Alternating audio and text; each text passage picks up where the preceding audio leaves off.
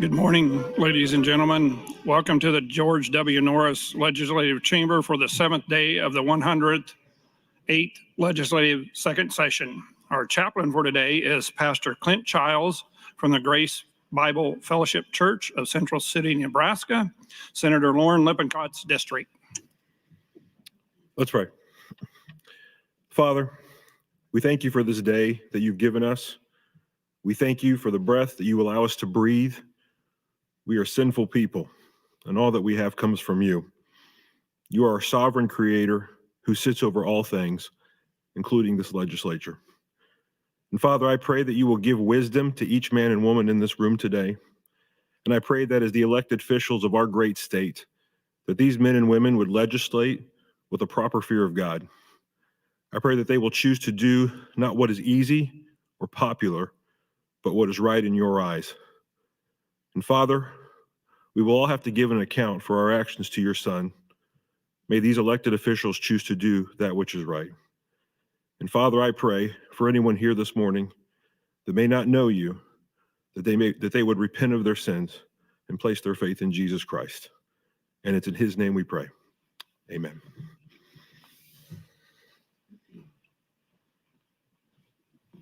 I recognize Senator Wendy DeBoer for the Pledge of Allegiance. Please join me in the pledge. I pledge allegiance to the flag of the United States of America and to the republic for which it stands, one nation, under God, indivisible, with liberty and justice for all.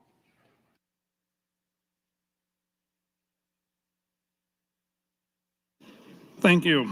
I call to order the 7th day of the 108th Legislative Second Session. Senators, please record your presence.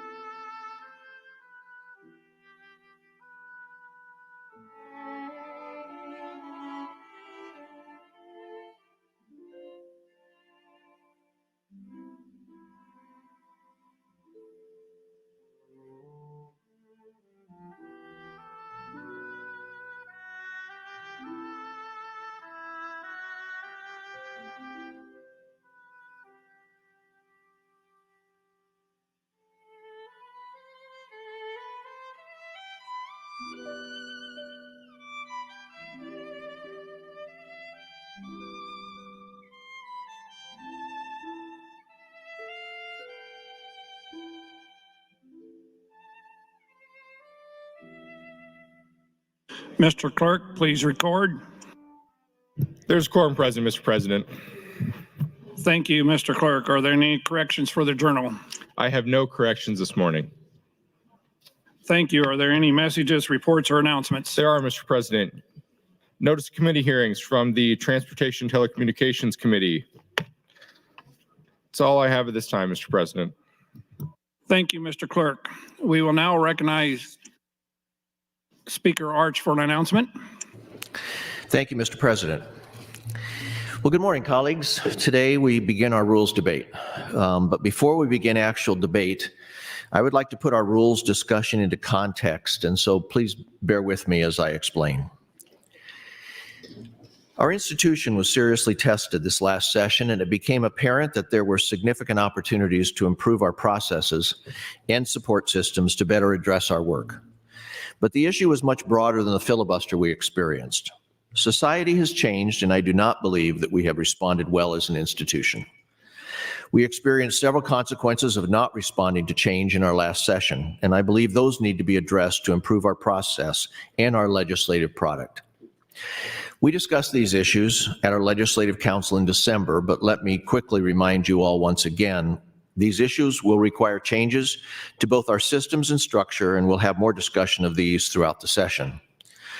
The recruiting and retaining of quality staff, the supervision and training of staff, public engagement processes and how we handle large hearings and public input options, the imbalance of committee structure workloads, the knowledge and adherence to our policies developed by the Executive Board to govern our institution, the technology that we use, and proposed rule changes. So this is the context of where our rules debate fits into a much broader agenda of what I have called institutional reform. I believe that we must take every opportunity to strengthen our institution to produce excellent debate and an excellent product, which is any resulting legislation. As it relates specifically to rules, immediately after session last year, actually the same week, I sat down with the clerk with a list of rules that I felt needed to be strengthened and asked for his assistance. But the first question I asked was to understand how we define the purpose of our rules. As I discovered, we do not have our own statement of purpose in our rules, but he pointed me to Mason's manual, which clearly defines the purpose of the rules of any legislature. And there was a handout that was given to you this morning, it's in bold, with some quotes from Mason's manual. And I quote, "It is necessary that every legislative body be governed by rules of procedure in order that the will of the majority of its members may be determined and revealed in an orderly manner." Next quote. "Minorities often require protection from unfair treatment on the part of the majority, and even the majority is entitled to protection from obstructive tactics on the part of the minorities." And the last quote. "The great purpose of all the rules and forms by which the business of a legislative assembly is conducted, whether constitutional, legal, or parliamentary in their origin, is to subserve the will of the assembly." And you'll see the citation there from Mason's manual. So let me repeat. It is necessary that every legislative body be governed by rules of procedure in order that the will of the majority of its members may be determined and revealed in an orderly manner. It is majority rule. However, minorities often require protection from unfair treatment on the part of the majority, and even the majority is entitled to protection from obstructive tactics on the part of the minorities. So this is our challenge. It's to structure our rules in such a way that the will of the majority is determined, and minorities are protected from unfair treatment, and majorities are protected from obstructive tactics. That's a large challenge that we have, but one we must successfully address as we seek to find that balance in our rules over the next several days. I now would like to take a moment to address a concern that was recently expressed to me. I've heard people mention it's unheard of or highly unusual to debate rules mid-biennium. The information is inaccurate. Up until the 2019 session, permanent rules were adopted at the beginning of each year, not the biennium. In the middle of the 2018 session, the second year of the 17-18 biennium, Speaker Scheer introduced a proposed rule change to change the adoption of permanent rules each year to the beginning of each legislative session, each odd-numbered year. This rule change was adopted by the body and in place for the 2019 session. Prior to the adoption of this rule change in 2018, the legislature had been revisiting their rules at the beginning of each year for almost 40 years. To repeat, debating the rules during an even-numbered year is not setting a new precedent. Until recently, adopting the permanent rules every year was the standard practice for this body. But why should we do this in this particular year? There's no denying that last session revealed weaknesses within our rules of procedure. I understand that there will always be ways to use the rules to our advantage, but that doesn't mean we shouldn't try to fix the ones we know aren't working properly. So I personally circulated about copies of 21 proposed rules to all senators and had multiple conversations in small groups and one-on-one. Those proposed rule changes were organized into some technical changes, some that would codify precedent and make the language clearer, and others that would improve our processes. After receiving feedback, I did not go forward with introducing all of the proposed rule changes and made edits on several others, and I want to thank those of you who provided input during this process. Senator Erdman, chairman of the Rules Committee, did something similar by circulating his proposed rule changes so that the body at large would be aware, could study the proposals, and could take time to develop their perspective on the proposed changes. The resulting rule changes that I did introduce were each designed to address a problem, and they are intended only to strengthen the institution. The Rules Committee advanced 12 proposed rules over the past 2 days by a 5-0 vote, a true indication of consensus reached in the committee. I will begin by scheduling several of these consensus rule changes. As Speaker, I've indicated on numerous occasions that I will not allow the rules debate to extend beyond Friday, January 19th. Frankly, we just don't have that luxury. Given the need to try to schedule as many of the 108 anticipated priority bills as possible, we need to begin debate on bills the next Monday, January 22nd, the first day of public committee hearings.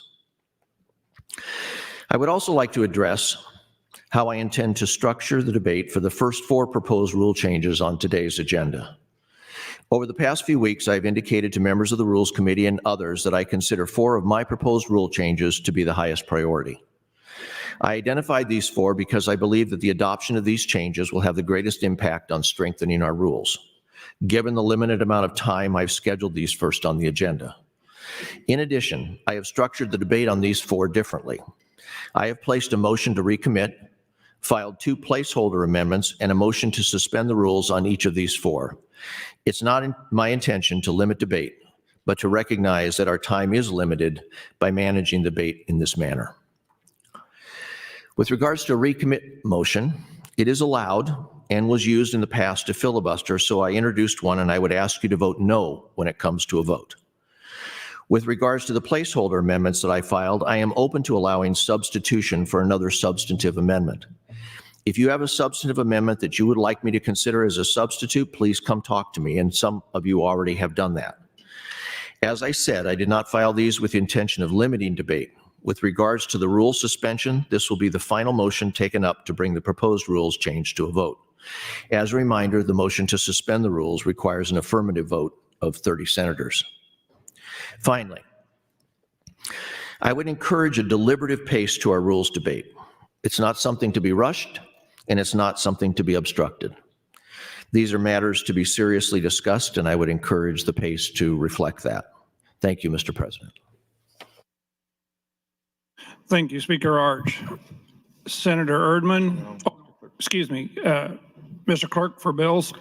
Mr. President, a single item, notice of committee hearing for the Natural Resources Committee. Additionally, new bills, Legislative Bill 1134, introduced by Senator Von Gillern, bill for an act relating to Tax Equalization Review Commission, amendment section 775017, 775018, change provisions relating to the accrual of interest and repeals the original section. Legislative Bill 1135, introduced by Senator Dover, bill for an act relating to real property, amendment section 8188501, 24 and 302.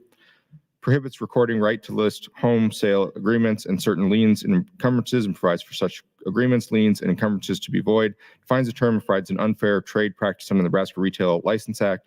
Provides a deceptive trade practice under the Uniform Deceptive Trade Practices Act. Provides a duty for the revisor statutes and repeals the original section.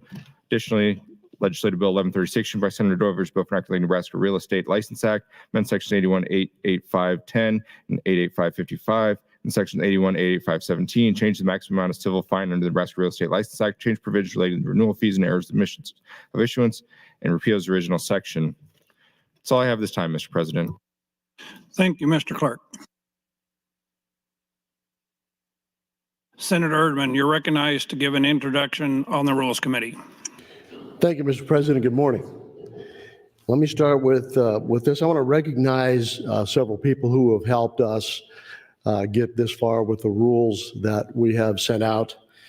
And as Senator Arch had mentioned that he began working on the rules on the last day of our adjournment, the day of our adjournment. I had done the same thing. And so when I first arrived here in 17, Senator Chambers stood in front of me. And he turned around and he said, "I'm giving you some advice. Learn the rules." I began reading the rules and I began to understand it's very confusing. And so the goal was to make that the rule book a document that a new person could pick up, read, and understand. And so I asked my staff, I asked Joel Hunt, my LA, to begin working on a rewrite of the rules. A rewrite in such a way that everything that pertained to each stage of debate was in one rule. We also discussed how we would adopt a rule to discuss how we change rules. He then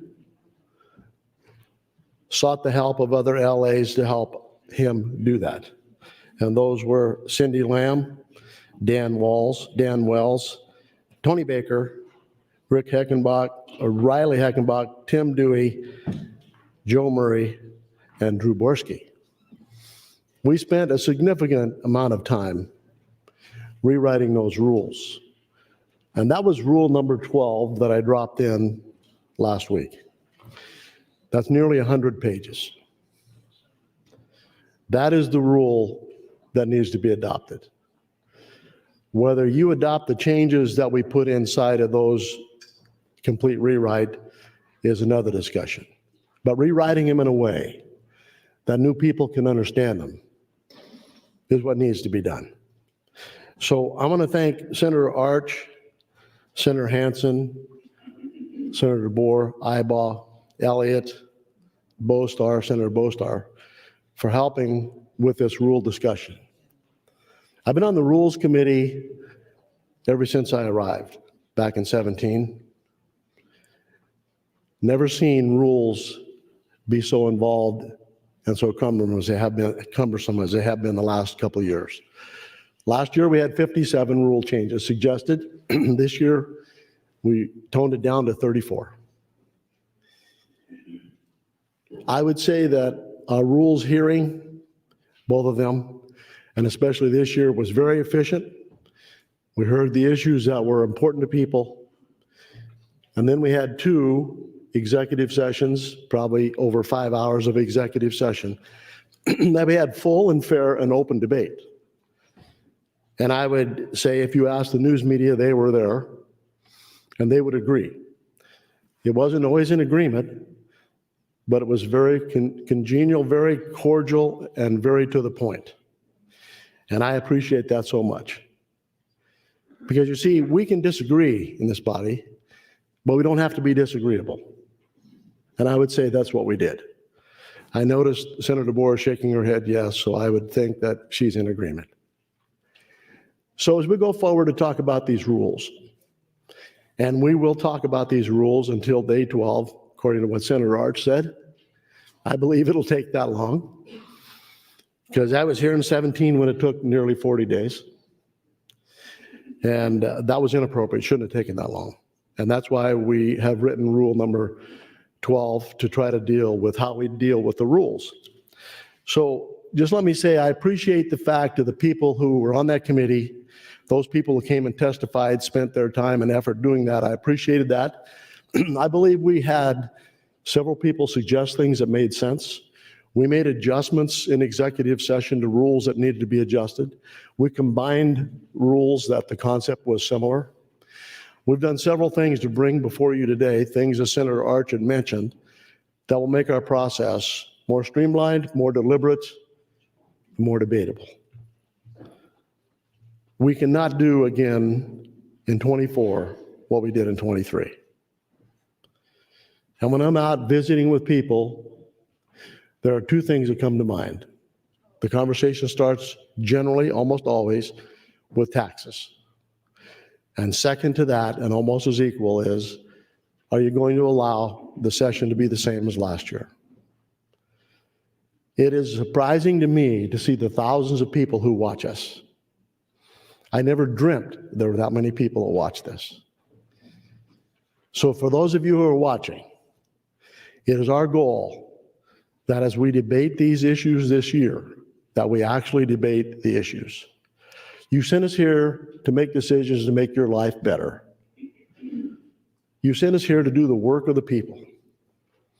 What we did last year was not that. And so people will say, well, we passed a lot of legislation last year. This will be no surprise to anybody in this room or anybody listening that knows me. It's not my goal to pass legislation. My goal is to pass legislation that makes sense. And when you pass 31, 30, 32 bills with one vote, like we did last year, that's not the way to make laws. Also, we introduced 850 plus bills last year. At some point in the future, in the near future, whether we begin to limit the number of bills that can be introduced, we're going to be bogged down with hearings for the whole session. There may be a time coming when every bill that's introduced does not deserve a hearing. So unless we figure out how to make this body more efficient, we're going to continue to get what we've been getting. And you know the definition of that. And so as we discuss these rules, I would hope that you have pressed your light, or you will press your light. I see there's several in there today. But let's get to the issue. Let's solve the problem. And it seems like we want to always stall and not really solve the issues in front of us. The issues in front of us is the majority, the minority needs to be protected. I understand that. Because coming from my position, my bills always seem to be not advanced. For example, I've never had a priority bill ever get past general file. I don't know whether it's because it's who introduces it or what the issues are, but I don't introduce a lot of trivial stuff. My bills are intended to make lives better. Go home, go big or go home. That's my attitude. And you've seen that. So these rule changes, some of them are big. But unless we make these significant changes, we're going to continue to battle with what we've done before. And as I look around the room and I see the 13 or 14 of us that are going to be gone, these rule changes may not be significant for us. And one person asked me, why are you so interested in fixing the rules when you're not even going to be enjoying those rules or living by those? And I said, I planted a small tree when I was 70. I may not enjoy the shade, but my grandkids may. So why do we make these changes? Why do I continue to push for changing the rules? So when I leave and these others who leave in my class, we've left this place better than we found it. And by better, I mean a way that we can work together, disagree, but not be disagreeable. And so these rule changes aren't intended to restrict the minority. What these rule changes I've sent in is to make it a body that lets the minority be the minority and protect the majority be the majority and the minority be protected. And we have that in the current rule system, and we will continue to do that. So as you go through the discussion, Senator Arch has placed those rules that he thinks are important up first.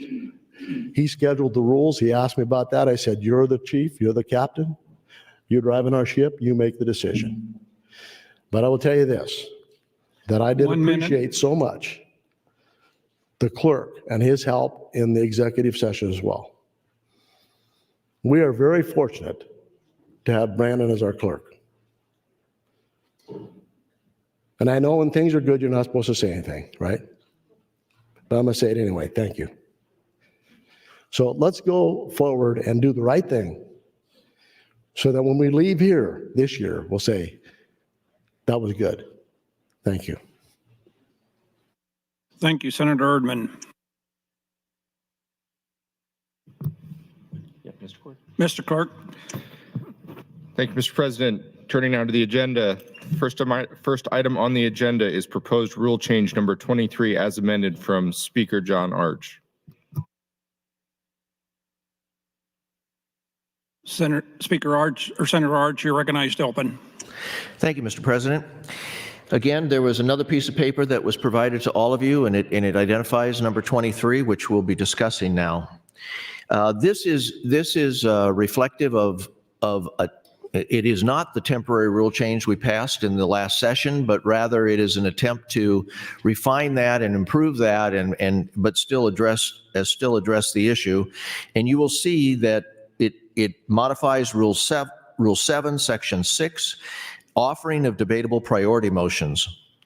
No motion to postpone to a time certain to recommit or to postpone indefinitely being decided shall again be allowed at the same stage of the debate of the bill or proposition, and such motion may be withdrawn only with unanimous consent. The proposed rule change 23 that came out of the Rules Committee is a combination of my original proposal and Senator John Kavanaugh's proposed rule change 34. As presented to you today, proposed rule change 23 would keep in place our current restriction that the 3 priority motions identified there, if decided, in other words, is voted upon, could not be reoffered on the same stage of debate.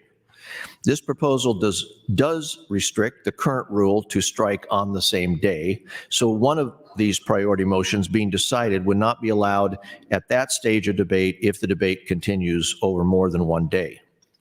Additionally, this proposal adds the language from proposed rule change 34 to require an introducer receive unanimous consent in order to withdraw one of these priority motions. So how it would work is that a priority motion would be offered, open on the motion, debate the motion. At some point, if somebody attempts to withdraw that, so this is the issue of put up, take down, move on to the debate of the bill.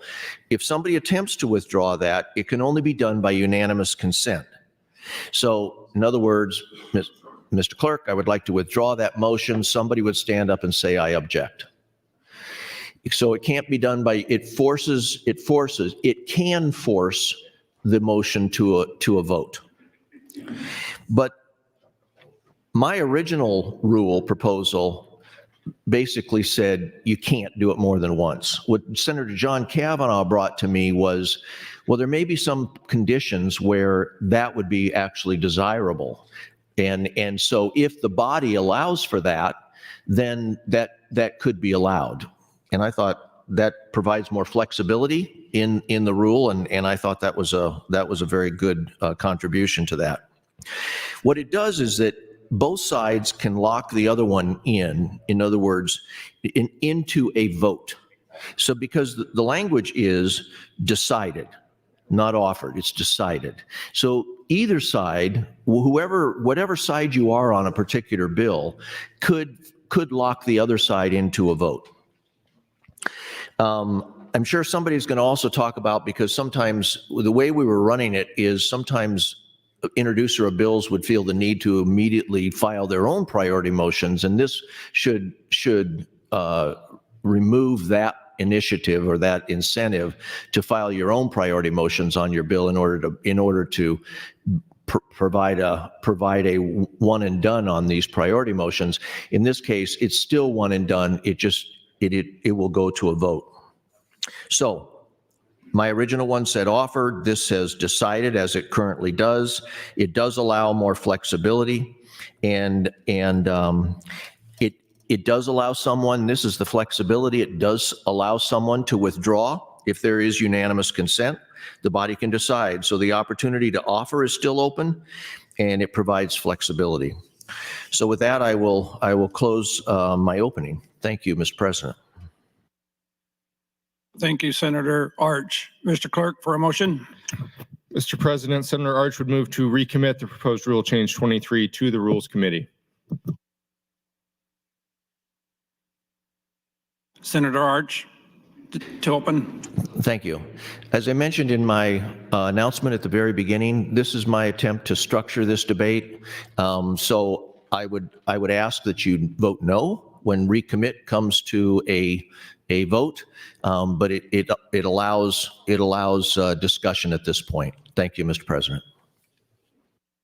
Thank you, Senator Arch. Senator Conrad, you're recognized to speak.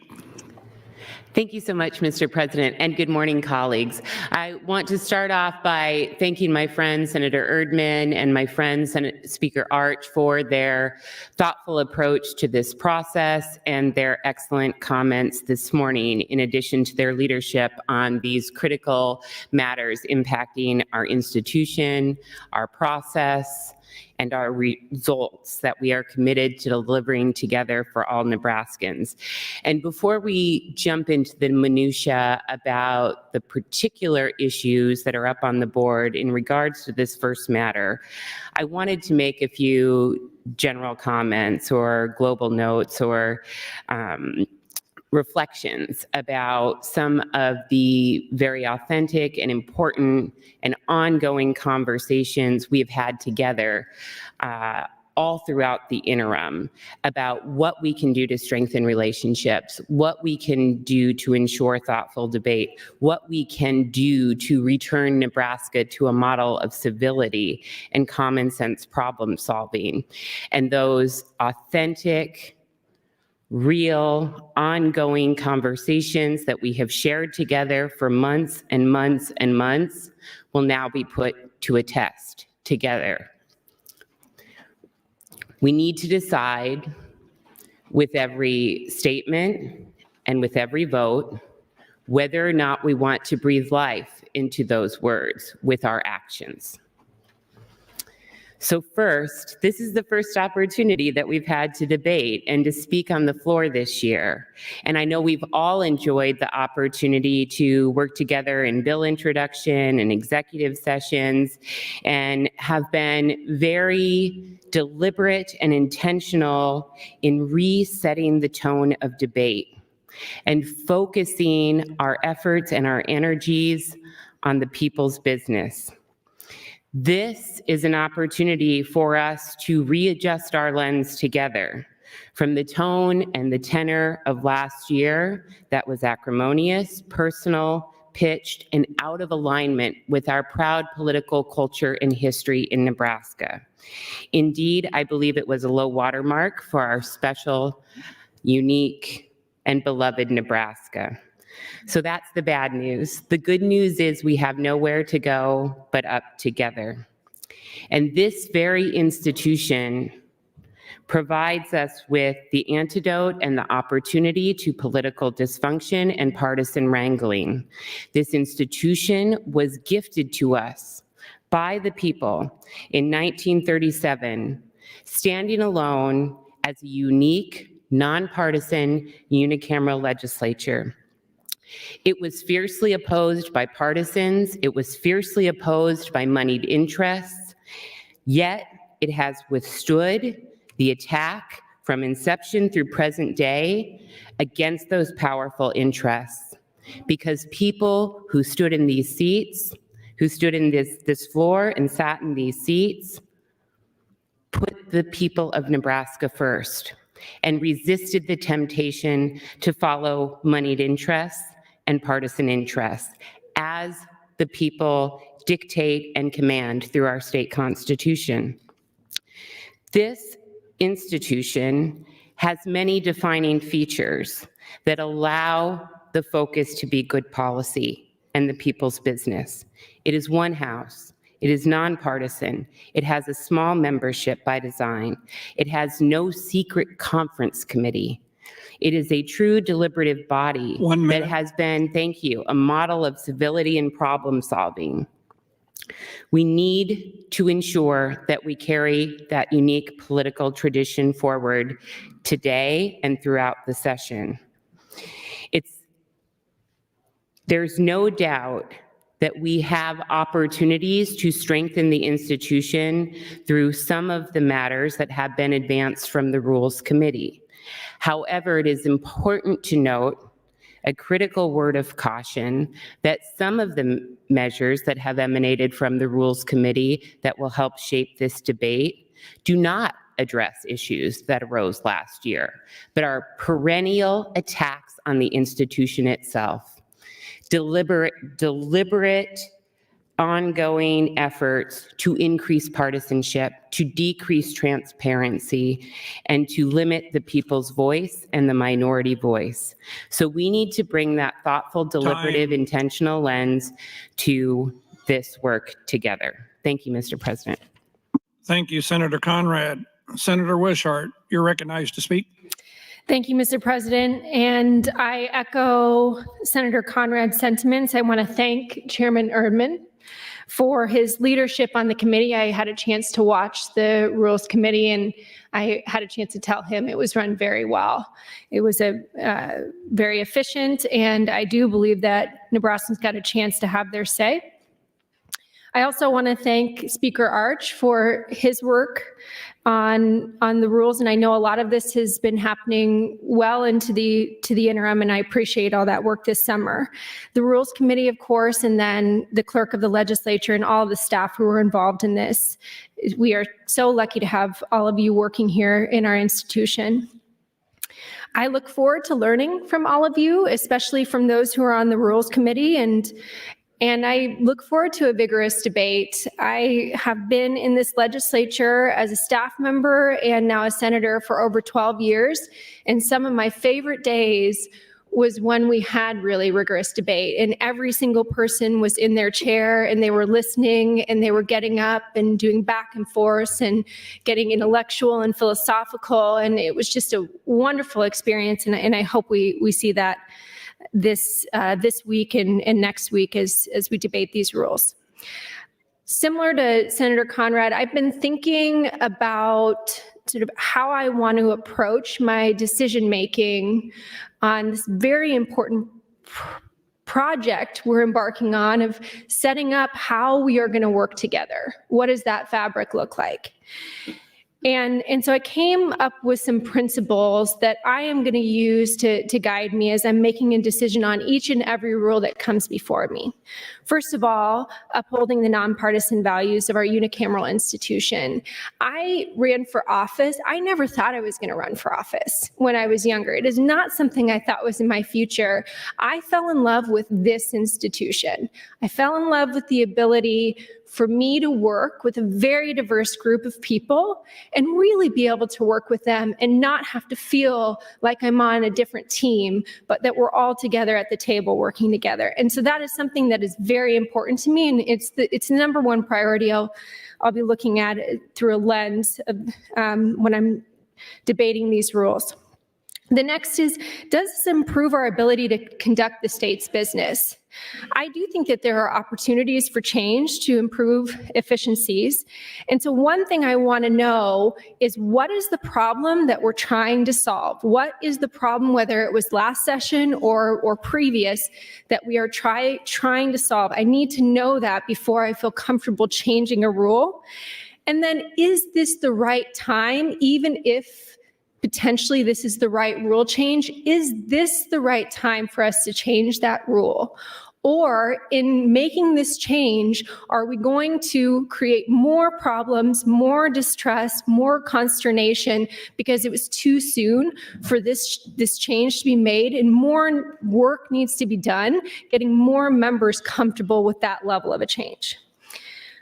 I also want to ensure that every rule we're looking at upholds the rigor of our legislature. We are one house. It should be challenging to pass laws because we don't have another house that's checking what we're doing. We have to self-check. So there should be a significant amount of rigor before any type of law before it passes.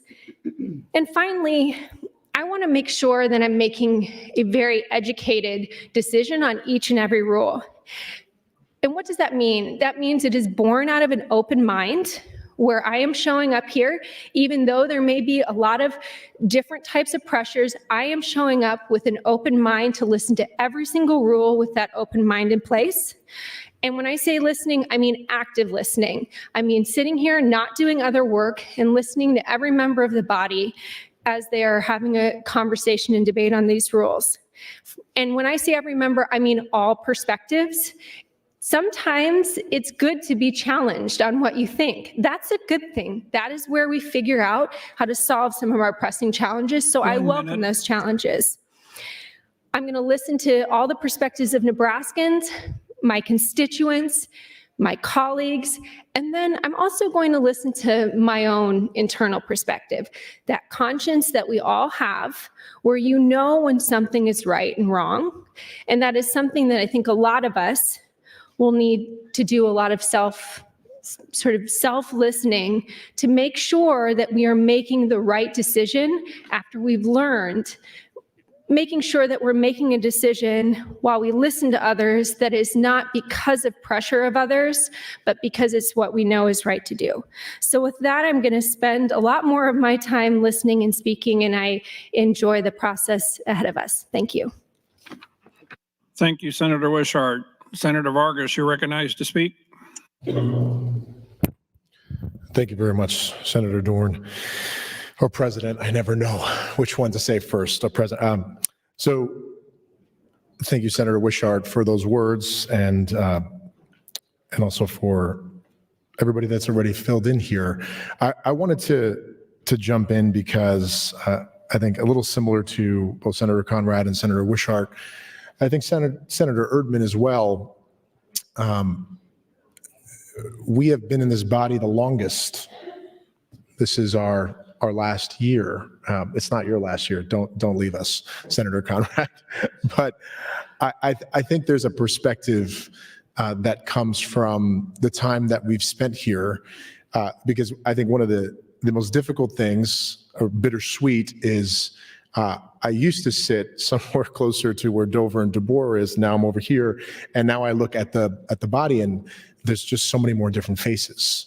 And I remember extremely distinctively having our first set of conversations about the rules, and just having such an education from my colleagues on both sides of the aisle when we first came in, and how green and how idealistic we were. And I came in with this very, very, and I'm still leaving with this same ideal, similar to what Senator Wishart just said, which is the values and the principles of the nonpartisan legislature are the reason why I ran for the legislature. They really were, because I believe that it's possible to be political or politic. It's possible to have debates on issues. It's possible to have healthy disagreements. I have them all the time, often on the mic with my colleagues. It is important, it's possible, but that doesn't mean that the partisan side dictates every single aspect of what we do. It's really clear with the number of votes that we have that are on the board, where we have 40 or more people voting for different pieces of legislation, including, even if we don't necessarily all agree, some might agree or disagree, many of those Christmas tree bills last year had more than 40 members supporting several different, 10 plus bills.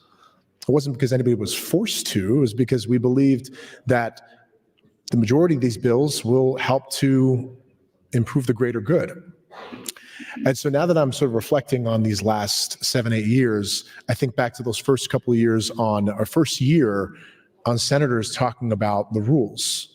And it was a lot of not words of caution, but like, listen, learn, figure out the culture. And when I remember them telling me this, and this is kind of where I'm coming from and why I'm going to keep listening and I'm going to keep engaging in this conversation, it reminded me what it was like when I was a classroom teacher in my first year. It was like all the tenured or all the teachers that have been there for years saying, look, let's get your feet wet, but remember, your classroom, the culture that you set in your classroom, the culture that you set alongside your students is not something that is done to them. You're not fixing them. You're doing it with them. You are setting a set of parameters that will enable the classroom culture to grow and exist, and it changes over time. But it is predicated on this idea of what you value, what our values are. And each and every single one of us in this room, I know, have a different set of internal values. If you've done any of those different exercises or leadership exercises where you sort of pin down your 5 or 6 top values, we all have likely different ones. But when it comes to the culture of this body and what I'm looking at and sort of my bright lines or North 1 minute. Star, I'm looking at thinking about what it was like being a teacher, which is how can we both be consistent and make sure that we can be effective in the work that we have to do every single day? How can we make sure that we're supporting one another in solving problems, sometimes problems that we don't really always understand or not true to our constituency? How can we make sure that we remove less of the partisanship, not the politic, not the debate, not the disagreements or different views on issues, but just the partisanship side that sometimes make it harder? And are we actually solving the most pressing issues that we are trying to solve even from last session on how we operate and govern together?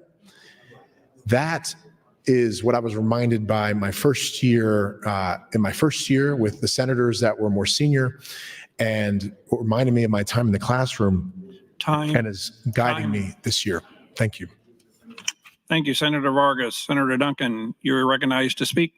Thank you, Mr. President, and good morning, colleagues. I do rise today in opposition to this motion to recommit as requested by the Speaker, and so I would encourage my colleagues to vote similarly.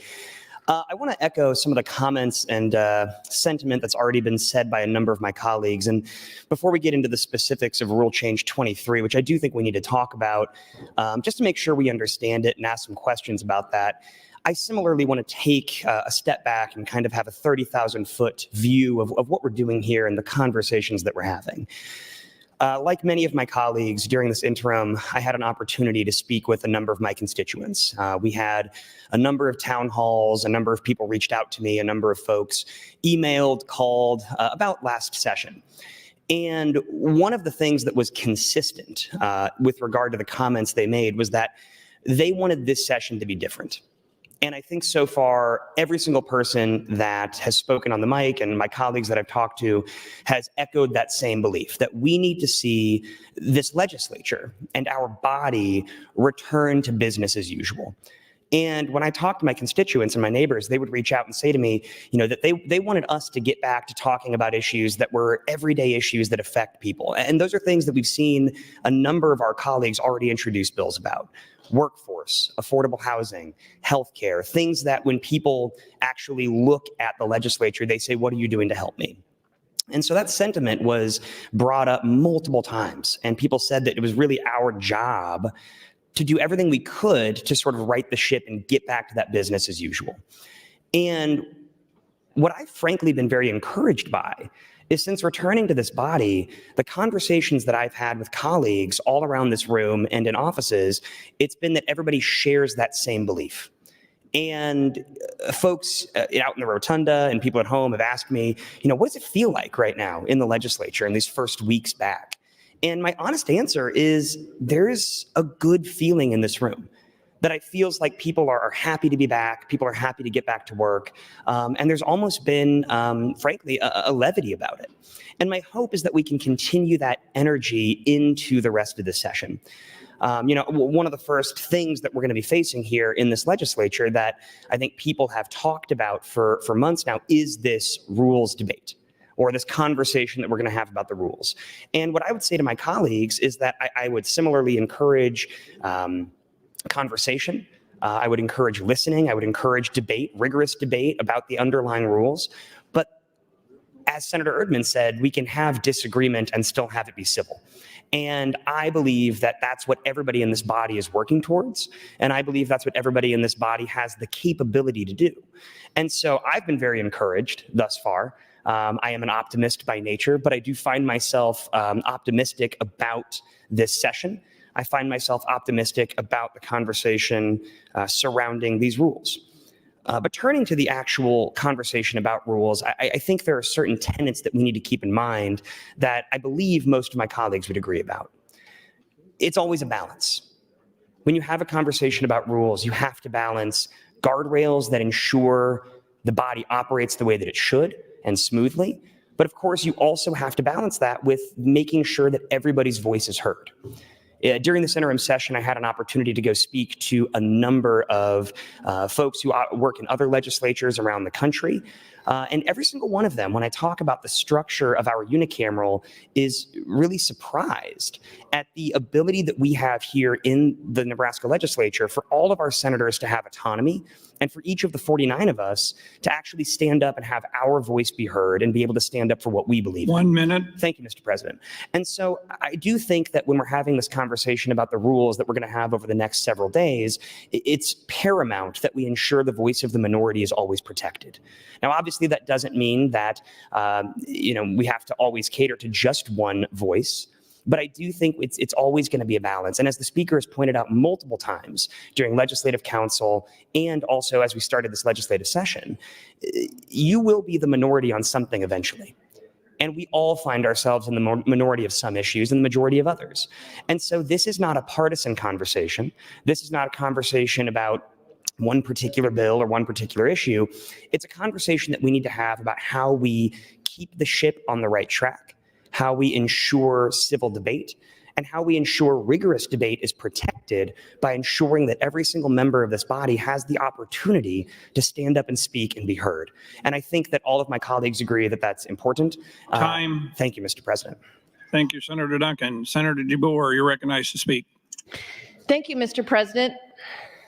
This is actually my second time talking on the microphone this year. The first time I was doing an announcement about a report that had come out of Planning Committee, but I wanted to say it's Happy New Year, colleagues, first of all.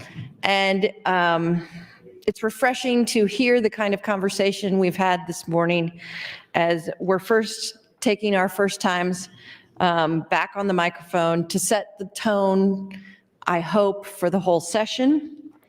And I think here again, like every day is a new day to try and do things differently. I think here again, we have before us the opportunity to figure out if we can work together to de-escalate some of the tension of last year. And I'm pleased to see that that is the sort of thing we're doing this morning. As I've sort of jokingly said before, we might be from time to time in an unhappy marriage, but it's a political one, so we're stuck in it.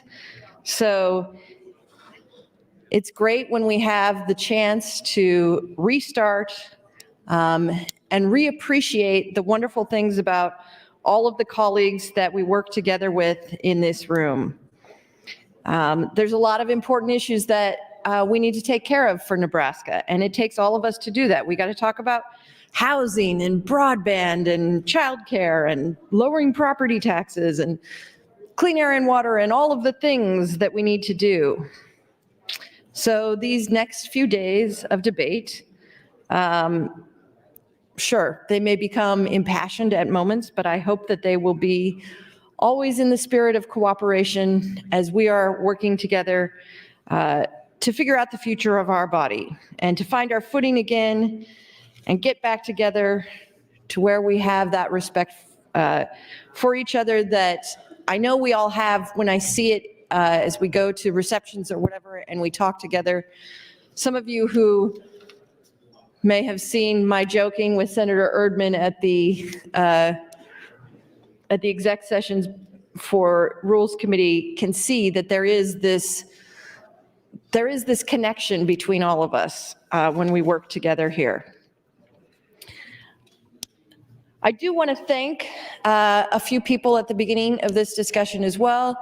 I want to thank Senator Erdman, who did a really wonderful job with running the rules hearing this year. I thought it was very efficient. He told me we're going to be out of here by 5 o'clock. I said, absolutely no way. I almost considered taking the last 45 minutes so that we wouldn't make that goal, just talking myself, but then I thought better of that. So he was absolutely right. We got out of there. It was like 4:30. Wonderful job. Everyone got their opportunity to speak. It was really well done, and I want to commend Senator Erdman on that. I want to thank Senator Arch and Senator Erdman for getting their rules proposals out to us, considering especially the sort of nature, the largeness of some of these rule changes. I want to thank them for getting them out to the body over the interim, so we had some time to digest them. I cannot tell you how important that is, that we have time to digest them.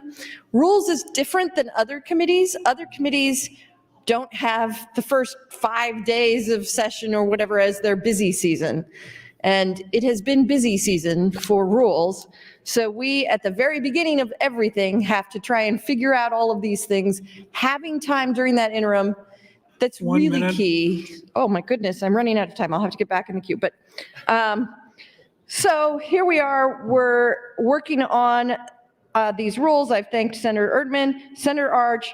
I also want to thank the clerk. The clerk is indispensable. You wouldn't think someone who is in the second full-time year in the job would have so much knowledge, but you say something and he's like, well, back in 1942, this decision was made by this, and I have no idea how you do it. It's amazing. Thank you for that. And thank you to the other members of the Rules Committee who I thought had really good discussions over these rules. I have things to say about this particular rule, so I'll come back on the mic. But I just wanted to say thank you to everyone. And I'm really glad that we are changing the direction of our tone of our body. I think that's important. And I think that it's great for Nebraska. So I'll come back and talk about this rule. I sort of am new again at this microphone thing, and I have been talking much longer than I intended about my opening remarks. Sorry about that. Thank you, Senator DeBoer. Senator Waltz, you're recognized to speak. Thank you, Mr. President, and good morning, colleagues. I too just want to start out by saying thank you to Senator Erdman and the Rules Committee, Speaker Arch, and our clerk for all the work that they've put into this. I know it's been a long interim and they've put a ton of work into it, so I want to thank you for that. And Senator Erdman, I agree the rules are cumbersome and hard to understand. I do remember the first day that I was here, as well as everybody else, and somebody giving me that rule book and saying, you know, you just need to read this. And it's quite the task because it is hard to understand. So right out of the gate, I just want to say that I am not going to be a person who's a big fan of changing the rules. I'm just not. I was always taught that rules are there for a reason. My parents were very strong about that. We make rules for a reason. It's to protect you. Never did I hear my parents say, you know, the rules are made to be broken or we can change that just for you.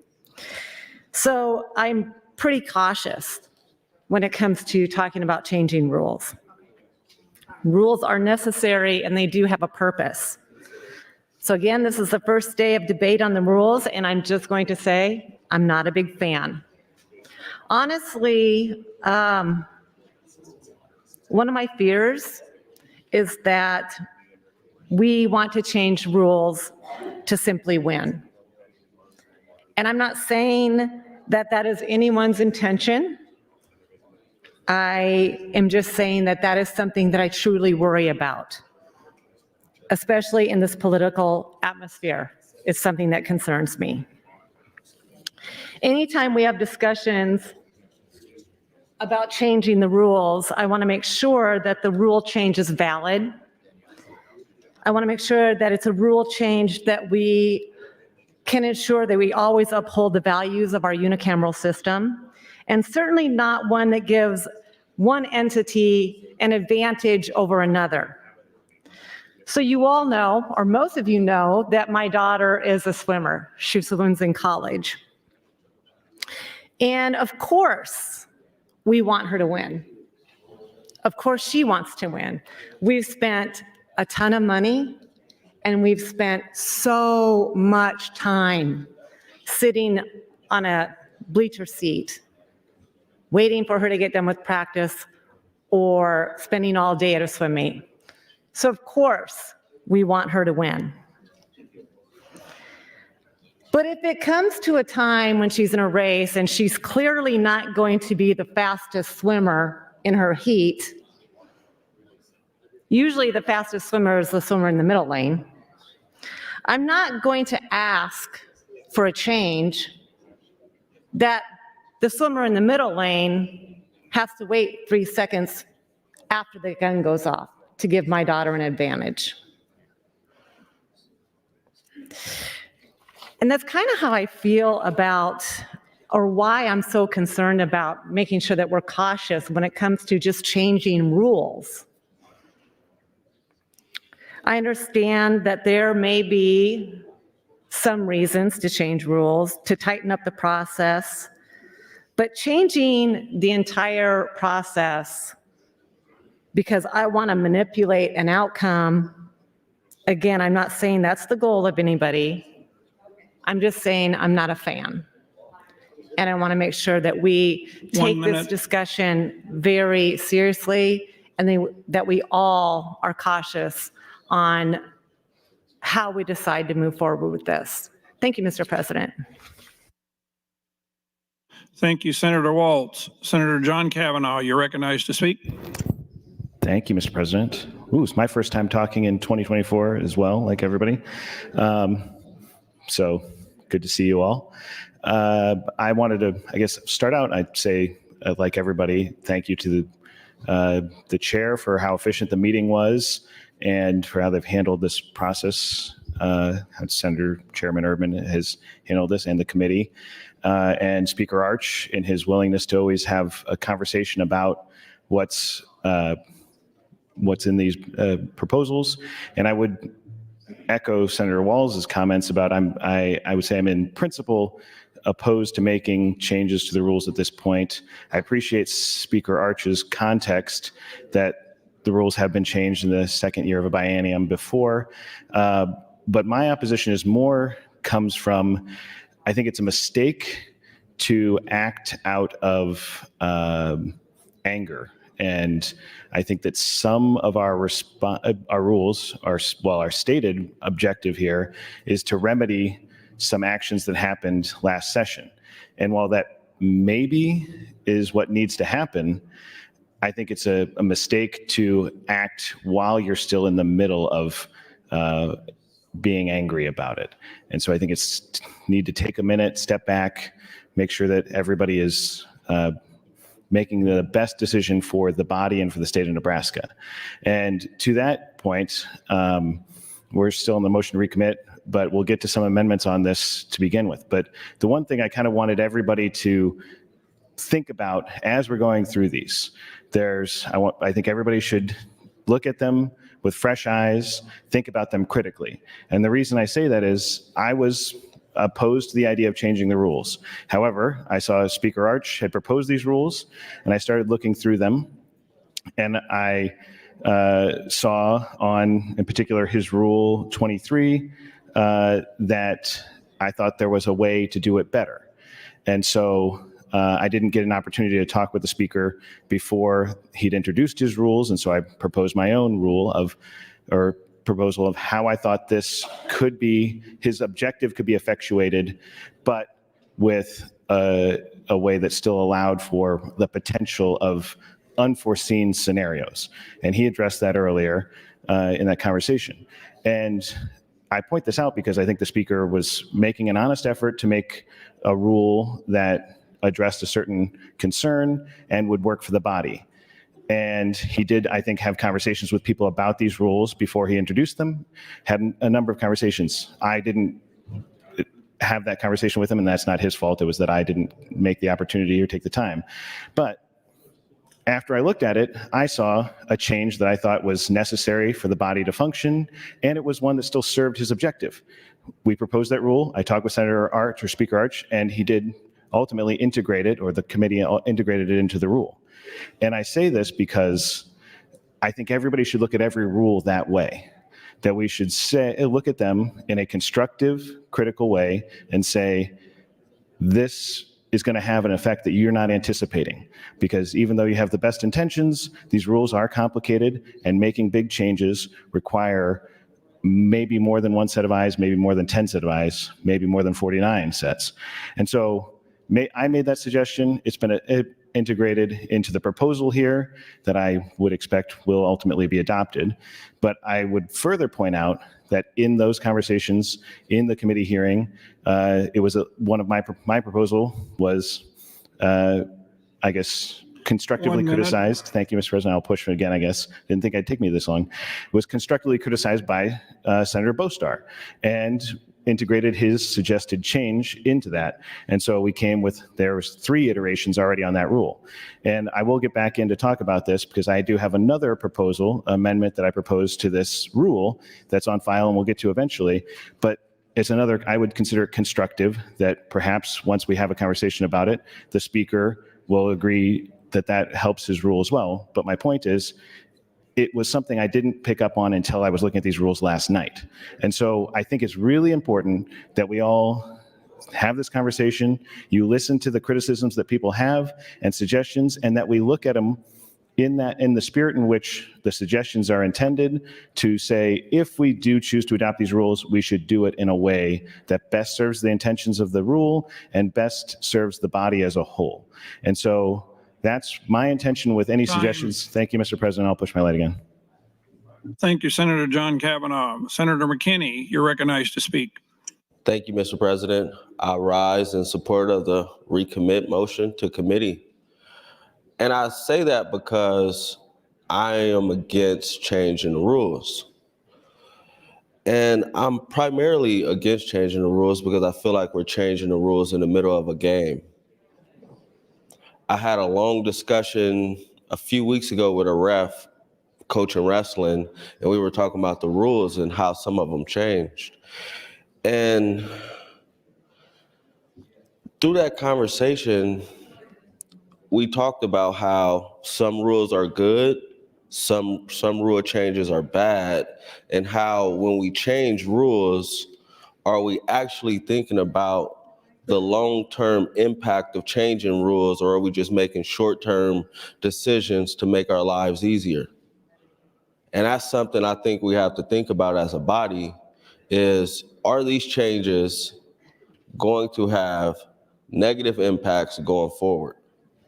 Yeah, we could always adjust to the rules and figure out ways around them, but why should we have to do that when the rules are the rules and we're in the middle of a biennium, a short session? Why don't we just keep the rules the same, come back next year, and then maybe I might entertain changing the rules because we're not changing the rules in the middle of a session, pretty much. And that's why I'm against all of the rule changes, because I don't think we should be changing the rules in the middle of the biennium. Yes, I know last session was hard and contentious and a lot of other things, but just because of that doesn't mean we just change a bunch of rules to make it easier or to make our lives easier. The things that we work on have lasting impacts, not only on ourselves, but on our constituents and the rest of the state. So it should take a long time to get things done. We should have hard conversations. We should have controversial debates. We should have all those things. And it never is supposed to be easy because they are hard things and they are hard conversations. We shouldn't adjust rules to make it easier for horrible things to get passed, whether you agree or not.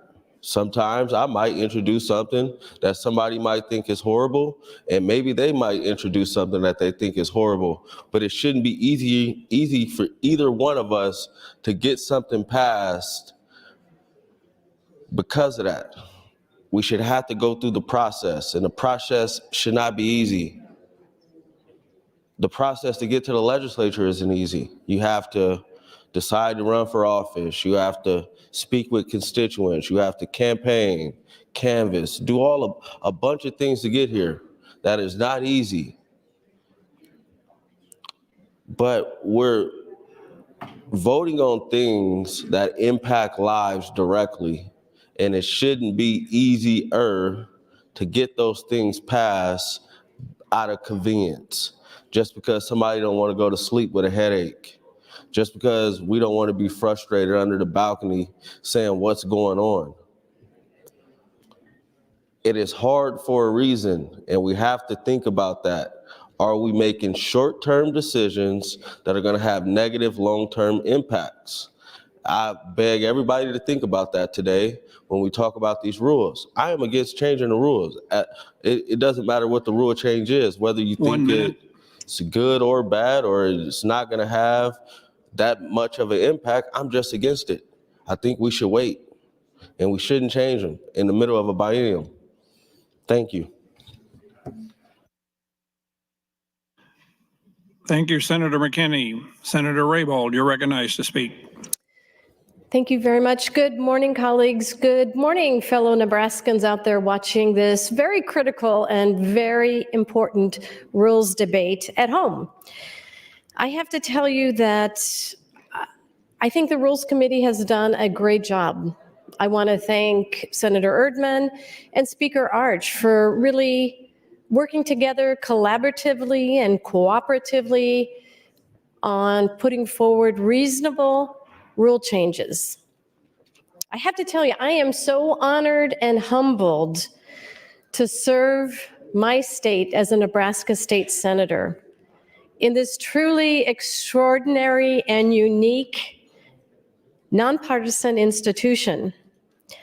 And I really am grateful to so many fellow Nebraskans out there that follow the important matters that we take on, debate and deliberate, and try to do what is in the best interest of all Nebraskans.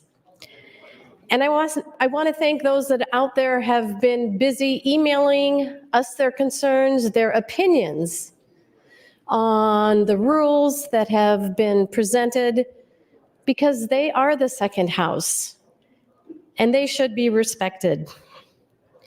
I've heard from a number of our senators, my colleagues, say that they're hopeful. They are hopeful that the divisiveness from last year is put aside. And certainly last year as a first-year state senator, it was very traumatic to see several bills that were harmful and hurtful move forward. But like my colleagues, I am cautiously optimistic and at the same time optimistically concerned. One of my constituents wrote, and sometimes they're concerned because they think that if they email me, it's part of the public record, but it's not. One constituent expressed their anxiety. They said, after experiencing such a divisive and contentious legislative session last year, we hope this year would be different. We hoped that the many voices of Nebraskans would be valued and heard as we move into the new session.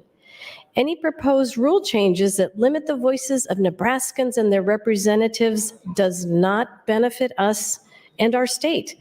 Power is not meant to be held by one person, and our diversity helps to support those from the vast different spaces of our state. We must hold true to our nonpartisan roots of a unicameral and not change power to only be held by a few. It is very important that all voices of Nebraskans are heard. It is imperative that the integrity of the legislative body be honored and upheld. We ask you to look forward to the future of our state for our children and do the job of representing all who live here now and who may want to live here in the future. The people of Nebraska are your second house. You represent all of us. So during this debate, I do look forward to learning more from my colleagues and their opinions on a thoughtful discussion, a thoughtful debate on the importance and the impact each rule has on transparency, on our institution, on the debate that goes on in our institution, so that all voices, we're not talking just about my political minorities, we're talking about urban versus rural. 1 minute. Thank you. We're talking about ag versus commercial, industrial. We're talking about small businesses versus large corporations. All their voices need to be heard to allow us to do our job and make great policy that benefits and betters our state. So that is why it is so important that I know my colleagues are getting emails from their constituents. We need to share their ideas. They want to be heard and they want their voice to be part of this critical debate. Thank you. Thank you, Senator Raybold. Senator Frederickson, you're recognized to speak. Thank you, Mr. President. Good morning, colleagues. Good morning, Nebraskans. I want to also echo what so many of my colleagues have said this morning. And first of all, thank the Speaker. Thank Senator Erdman, as well as the Rules Committee, for this whole process. I know that they've been putting in a lot of hard work over the interim, and certainly in the last week or two with the committees and the rigorous debate and conversations that have been going on within those. So I'm appreciative to all of them for their hard work on this. While I personally would not necessarily choose to change the rules currently or have a rules debate right now mid-biennium, this is the reality of where we find ourselves. And I think given that we are having this, I do want to say that I think the communication around these changes, in particular with the transparency that the Speaker has gone ahead and provided his proposed changes in advance. Senator Erdman did something similar. So there's been opportunities for a lot of us to read these in advance, and I'm certainly appreciative of all of what my colleagues did to help prepare us for this debate. I'm also very much looking forward to intellectual conversation today and over the coming week as it comes to debate. I am looking forward to getting in the weeds. I'm frankly looking forward to learning from my colleagues about the nuance of the rules, the implications of the rules, and why these changes may or may not be beneficial for the institution. So grateful for that. And I think one thing that I've also learned just from listening to what folks are saying on the mic today, but also in just conversation I've had with colleagues, is that one thing that I think really binds all of us together in this body is that we have a shared passion for this institution. I think we might have differing approaches on what might make this institution work well, but it is clear to me that we have a shared passion for this institution. And I say that because if we did not have a shared passion for this institution, these changes, these discussions, these debates would not be occurring. I also think it's prudent to remind ourselves that unlike bills, what we're debating in here and what we're going to be voting on potentially over the next week or so isn't about public policy. It's about the institution. And the decisions we make in this debate are going to have significant impact on that. And I was thinking a lot about, what is the function of these rules changes? Why are we proposing these? And I think it's certainly true to say and important to remember that the minority voice does not have a veto. That is 100% true. But the minority voice does have rights. And it is incredibly important that we maintain these rights and ensure that those rights are not infringed upon for a robust democracy. We also need to remember that as a unicameral, we have limited checks and balances. We do not have a second deliberative body to send bills to dot our I's and cross our T's.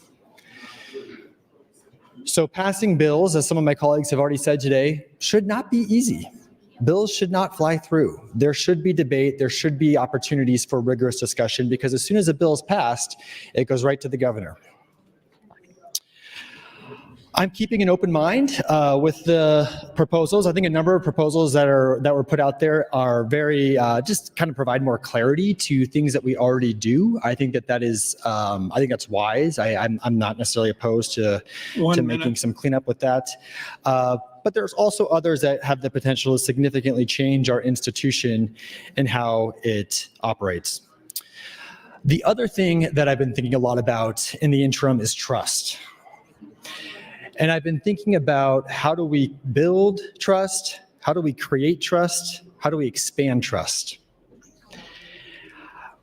We need to be able to trust each other, and Nebraskans need to be able to trust us.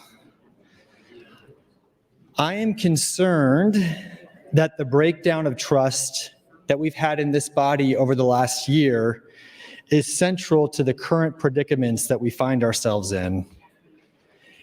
And I believe our future as a functioning legislative body depends on finding a way to reinstill confidence in the unicameral and to reinstill confidence in one another. Thank you, Mr. President. Thank you, Mr. Senator Frederickson. Senator Blood, you're recognized to speak. Thank you, Mr. President. Fellow senators, friends all, I stand opposed to the recommit to committee motion.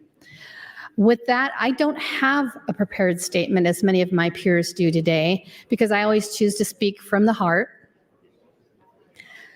I want to say that there's been so many really amazing things said on the mic this morning, and it is so great to hear the voices of my peers speak up and share their opinions on important issues such as the potential changes in our rules. I do appreciate the work that was done by the Rules Committee and the leadership shown by this committee, but I don't necessarily agree with some of the issues that were voted out.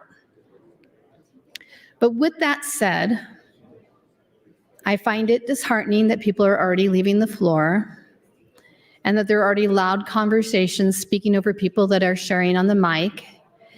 And I would ask that people come back to the floor and show respect, because if the rules are so important that you're choosing to vote for or against them, you should be here participating or at the very least listening to the debate. Now, with that said, I want to talk about the concerns I have about changing the rules. I agree with much of what's been said before me. Are we doing this for a reason that's really for the greater good? Because we know rules have been changed throughout the decades that this body has been in existence. But I also know that the rules have worked.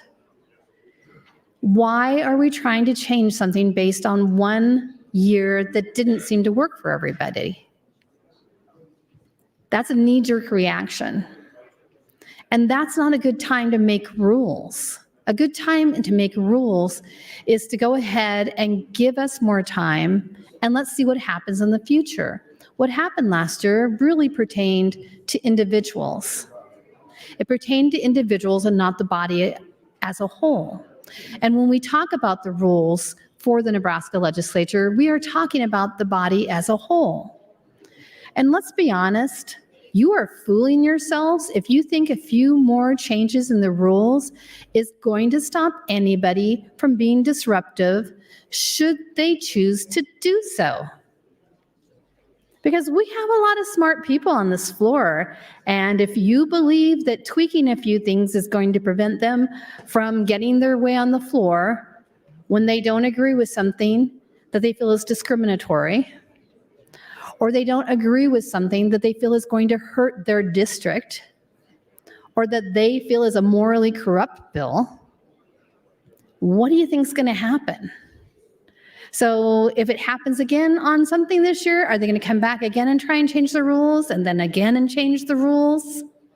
Because let's be really honest. We're talking about human nature.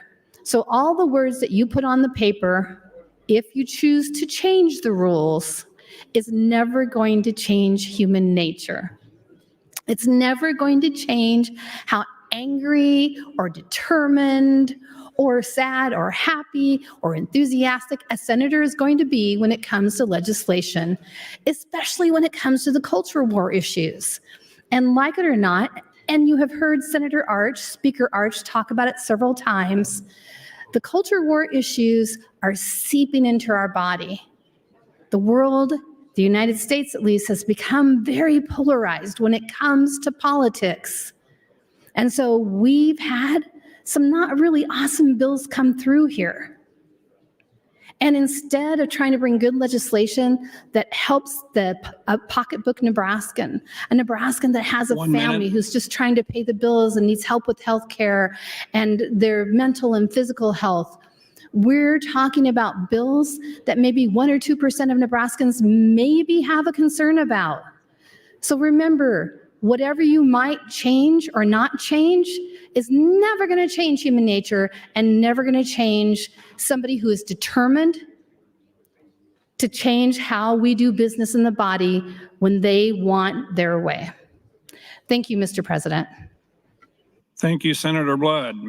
Colleagues, we'd like to recognize the Leadership Nebraska Class number 15 in the North Balcony under the leadership of Tara Lee.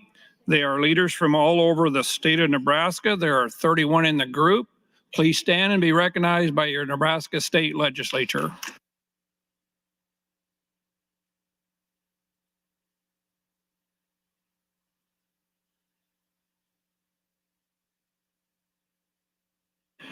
Senator Hunt, you are recognized to speak.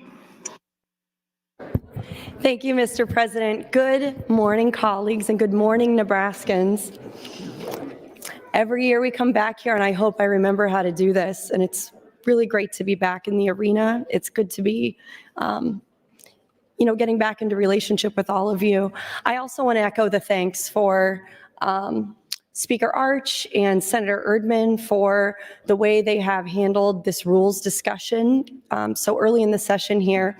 Before I speak more, I also want to mention this handout that I distributed from Senator Ernie Chambers. He mailed this to me and he asked me to distribute it to all of you. So even when he's not here, he's term limited, he still finds a way to reach us. But it's a picture of Senators Michaela Kavanaugh and Wishart and me and Senator Conrad that was on the World Herald front page a couple days ago. And he wrote, "Being in the legislature again would be like Hades, such my thought, until I saw this pic of my fair ladies." So he asked that I share that.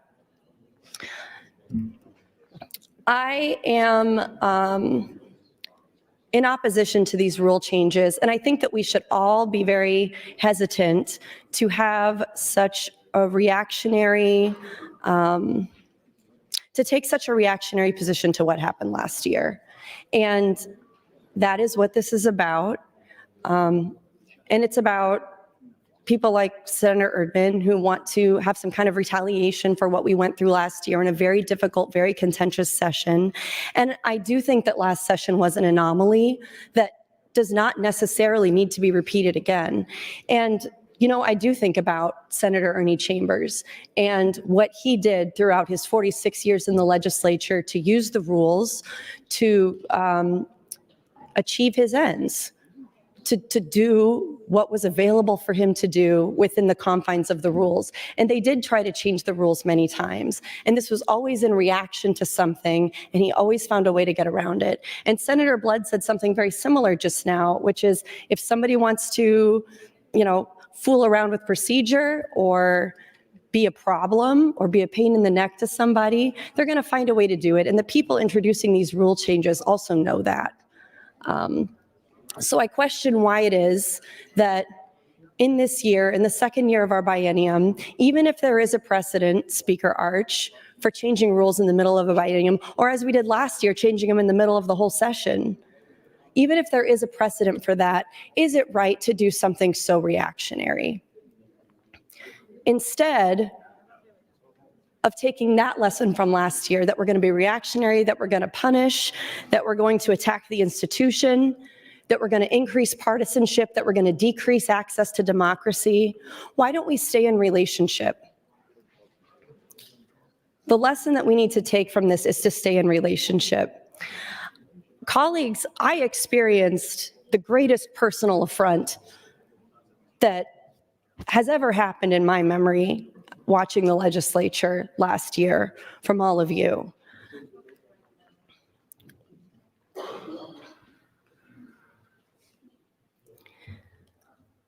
We're here with these rule changes because all of you deeply messed with me last year. Let that be said. Let that be said and let that be acknowledged. That's literally why we're here, because it was more important for you to pass a discriminatory bill that personally harmed one of your colleagues than it was to stay in relationship, be real, be normal, do some things that you say you care about when you campaign door to door. 1 minute. Thank you, Madam President. The things like tax relief that Senator Erdman said was important to him. We could be talking about tax relief right now, but instead we're talking about these rules that were brought in retaliation to choices you made last year. I am left of everybody here. My personal beliefs are extremely leftist, but I chose to run for office. And so this is the arena that I work in. I chose to be here. I work within a system, and I asked for it. I asked for it. And so I understand that success is doing what's available for me to do within the confines of the rules. And to be successful, we have to stay in relationship. I am in relationship with all of you. And that's why we don't need these rule changes. Thank you, Madam Chair. Thank you, Senator Hunt. Senator Bosselman, you're recognized. Thank you, Madam Chair. Speaker Arch, I spoke with him before that I was going to ask him a question, so I'll give him a minute to get over to his desk here. I do rise in opposition to the recommit to committee. I do believe I do support the rule as it's been proposed, but I do have a question for Speaker Arch if he would be willing to yield to a question. Senator Arch, would you yield? Yes. Thank you, Mr. Speaker. Question that we talked about before. In years past, I've had bills on the floor and it's been filibustered. And during that filibuster, the queue gets filled and I have no opportunity whatsoever to be able to get in and speak to answer questions or to counter points that are being made. Was there discussion or any thought for an introducer perhaps to be able to at some point late in debate, if it's 6 hours, 7 hours into a debate, to be able to have a way to have a priority motion, if you will, to be able to speak to that, what's being debated, so that at least you have an opportunity to speak to the discussion rather than having to wait until you get to closing and you really can't address what's being debated on the floor. Was that discussed, or how do you see that potentially happening? Thank you, Senator Bosselman. Yes, you raised that question to me today, and I've been doing some thinking about that. Certainly on a bill that's not being filibustered, using a priority motion to jump the queue has been used, and it gets you to the top, and then you can speak and then withdraw the priority motion. We've certainly seen that happen. If a priority motion certainly has not been introduced, or that priority motion has not been decided, that certainly is available to be used. And of course, the other option that anybody has is to go to somebody who is in the queue and ask them to yield time. So I think that there are some options, but if the priority motion has been decided, that would be taken off the board. And so you are correct in that as far as an option goes. Thank you, Mr. Speaker. With that, I think I do still stand in support of Rule 7 of Section 6 as it's been the proposed change number 23. Thank you, Mr. President. Thank you, Senator Bosselman and Senator Arch. Mr. Clerk for items. Thank you, Mr. President. Notice of committee hearing from the Business and Labor Committee. Additionally, new bills. Legislative Bill 1137 introduced by Senator McKinney. It's a bill for an act relating to cities and villages and sections 181201 and 181202. Changes the rate of tax authorized for certain public safety purposes and repeals the original section. Legislative Bill 1138 introduced by Senator Repe is a bill for an act relating to the Uniform Credentialing Act. Then Section 381146, change provision relating to prescriptions for controlled substances and repeals the original section. Legislative Bill 1139 introduced by Senator Michaela Cavanaugh. It's a bill for an act relating to employment, amend sections 48652 and 717611. Adopts the Paid Family Medical Leave Insurance Act, creates a fund, transfers funds, change provision relating to experiences accounts under the Employment Security Law, harmonizes provisions, provides separability, repeals the original section. Legislative Bill 1140, introduced by Senator Erdman, is a bill for an act relating to carbon dioxide, prohibits geological transport or storage of carbon dioxide, provides a penalty, eliminates the Geological Storage of Carbon Dioxide Act, and outright repeals Section 57, 1601, 02, 03, 04, 05, 6, 7, 8, 9, 10, 11, 12, 13, 14, 15, 16, 17, 18, 19, 20, 21, 22, 23, and 24. Legislative Bill 1141, introduced by Senator McKinney, is a bill for an act relating to the Student Discipline Act, then Section 79.259 and 79.264, as well as Section 79.258 and Section 79.254 and 79.26501. Changes provisions relating to suspension, expulsion, or exclusion of students under the Act, provides a civil cause of action, harmonized provisions, repeals the original section. Legislative Bill 1142, introduced by Senator Wayne, is bill for enacting animals, amendment section 714408, requires and restricts certain actions of any animal control facility, animal rescue, or animal shelter, or rabies control authority, harmonized provisions, repeals the original section. Legislative Bill 1143, introduced by the Health Human Services Committee, is bill for enacting public health, amendment sections 132202 and 681405, as well as section 84304. Eliminates and replaces provisions relating to health districts, harmonized provisions, repeals the original section, outright repeals section 711601, 2, 3, 4, 5, 6, 7, 8, 9, 10, 11, 12, 13, 14, 15, 16, 17, 18, 19, 20, 21, 22, 23, 24, and 25. Legislative Bill 1144, introduced by Senator Ballard, is bill for enacting aging services. Amends sections 81, 22, 34, changes provisions relating to care management units, and repeals the original section. That's all I have this time, Mr. President. Thank you, Mr. Clerk. Senator Conrad, you're recognized to speak. Thank you. Thank you, Mr. President. Again, good morning, colleagues. I've so appreciated the thoughtful perspectives and ideas that have set the appropriate tone for this momentous and important debate about our internal deliberations, and would also like to echo a reoccurring theme from my colleagues that has been weighing heavily on my mind in preparation for this rules debate. Friends, as it is evident to each of us that we're about a tenth of the way through our short 60-day session, which is always frenetic and compressed, even under the best of circumstances. But of course, we have a lot of unfinished business from last year, and we have a lot of unfinished business for our good friends and colleagues that are term limited in this session.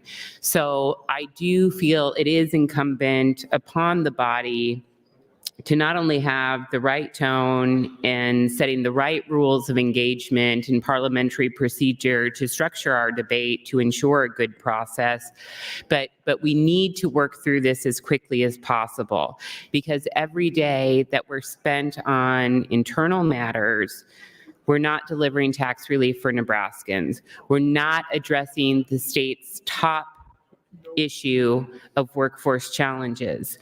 We're not expanding access to quality childcare or health care. We're not creating a lifeline to rural hospitals to keep their doors open and their quality of care high. We're not addressing the ever-growing teacher shortage in Nebraska that impacts our kids and our strong public schools. We're not ensuring that ARPA funds are appropriately managed and not clawed back by the federal government, and we're not strengthening the oversight requisite for other branches of government, including the judiciary and the executive branch.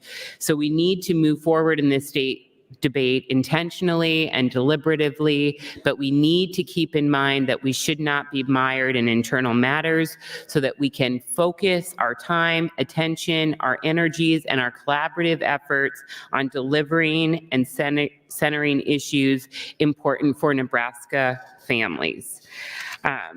The other thing that I wanted to note in regards to this particular proposal, which I am supporting and following the speaker's guidance, opposing the motion to recommit, but I understand why it's up to structured debate.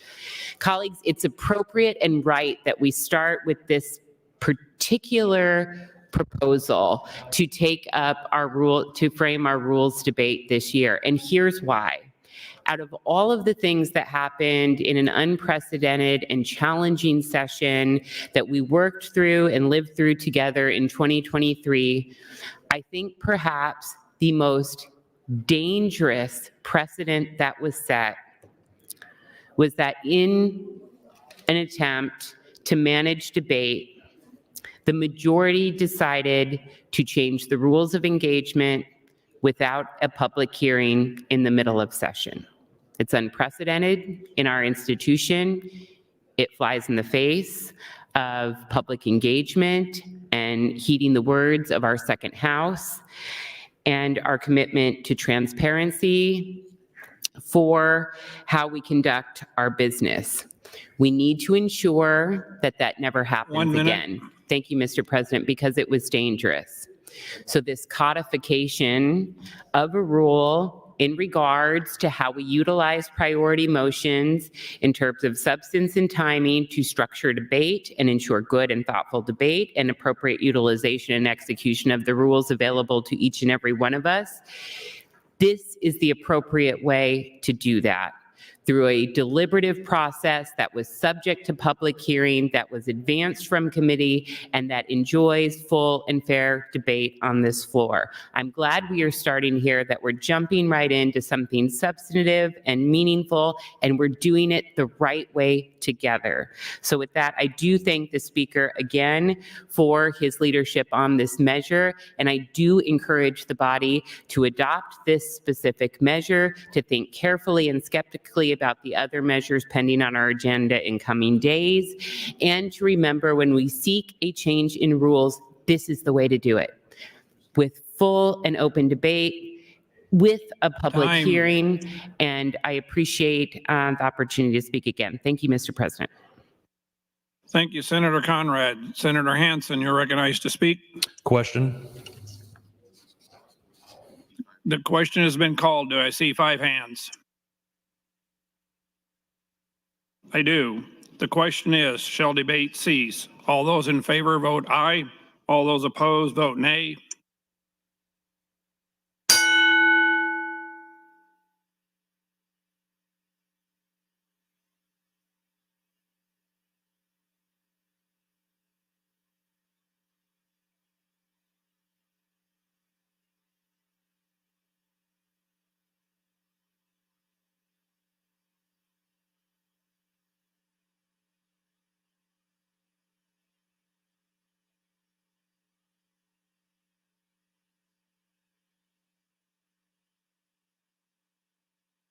Call the House.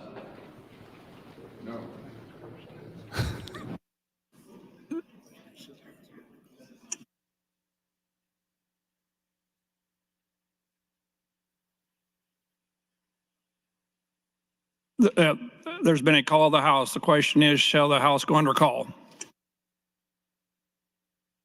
All those in favor vote aye.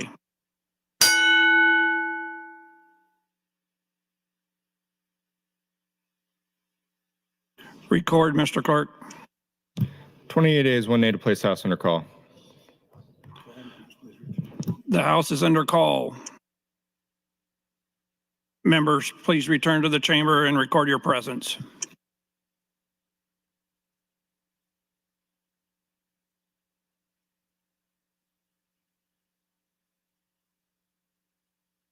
All the unauthorized personnel, please leave the floor.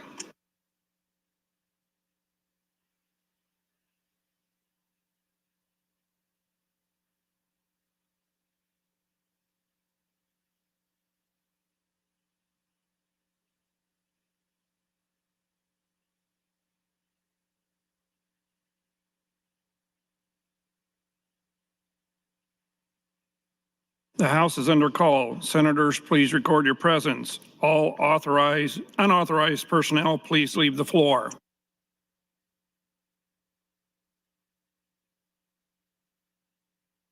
Senator Slama, Senator Merman, Senator McDonald, please return to the chamber.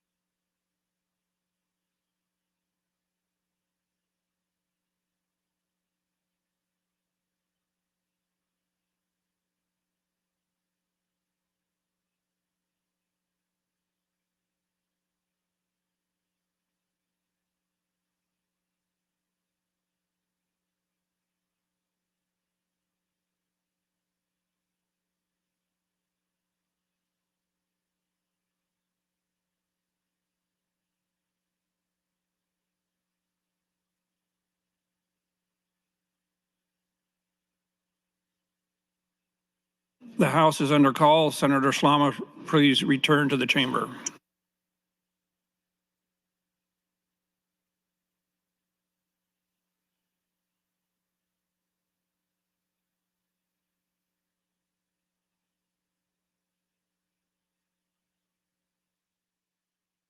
Senator Hansen, we're missing Senator Slama. May we proceed?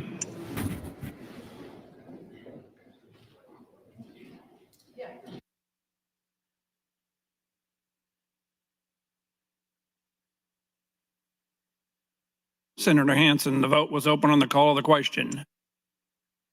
Will you accept call-in votes? Yes, yeah. Senator Lowe voting yes. Senator Slama voting yes. Senator McKinney voting no. Senator Armendariz voting yes.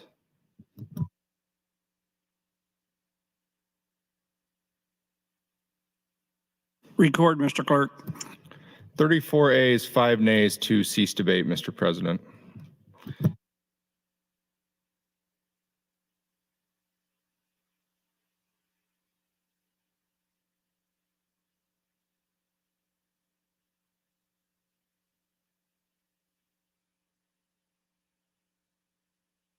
The call of the House was already taken.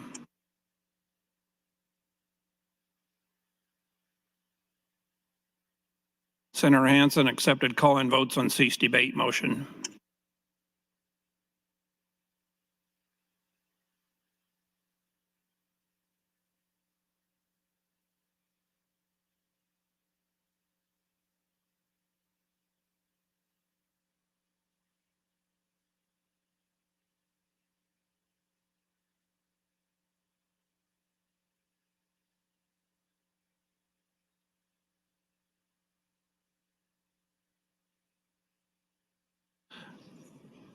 The vote required 25 yes votes. The vote was successful. Speaker Arch, you're recognized to close on your motion. Thank you, Mr. President. Again, I would encourage you to vote no on the motion to recommit to committee. Thank you.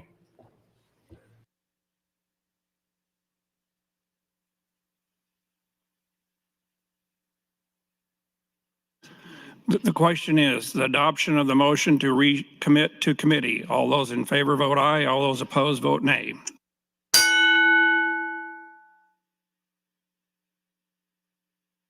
A roll call vote has been requested.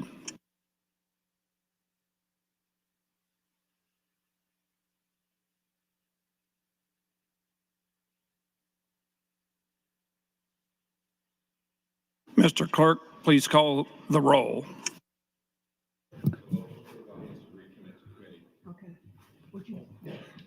The motion before the body is recommit to committee. Senator Aguilar. Voting no, Senator Albright. Voting no, Senator Arch. Voting no, Senator Armendariz. Voting no, Senator Ballard. Voting no, Senator Blood. Voting no, Senator Boson.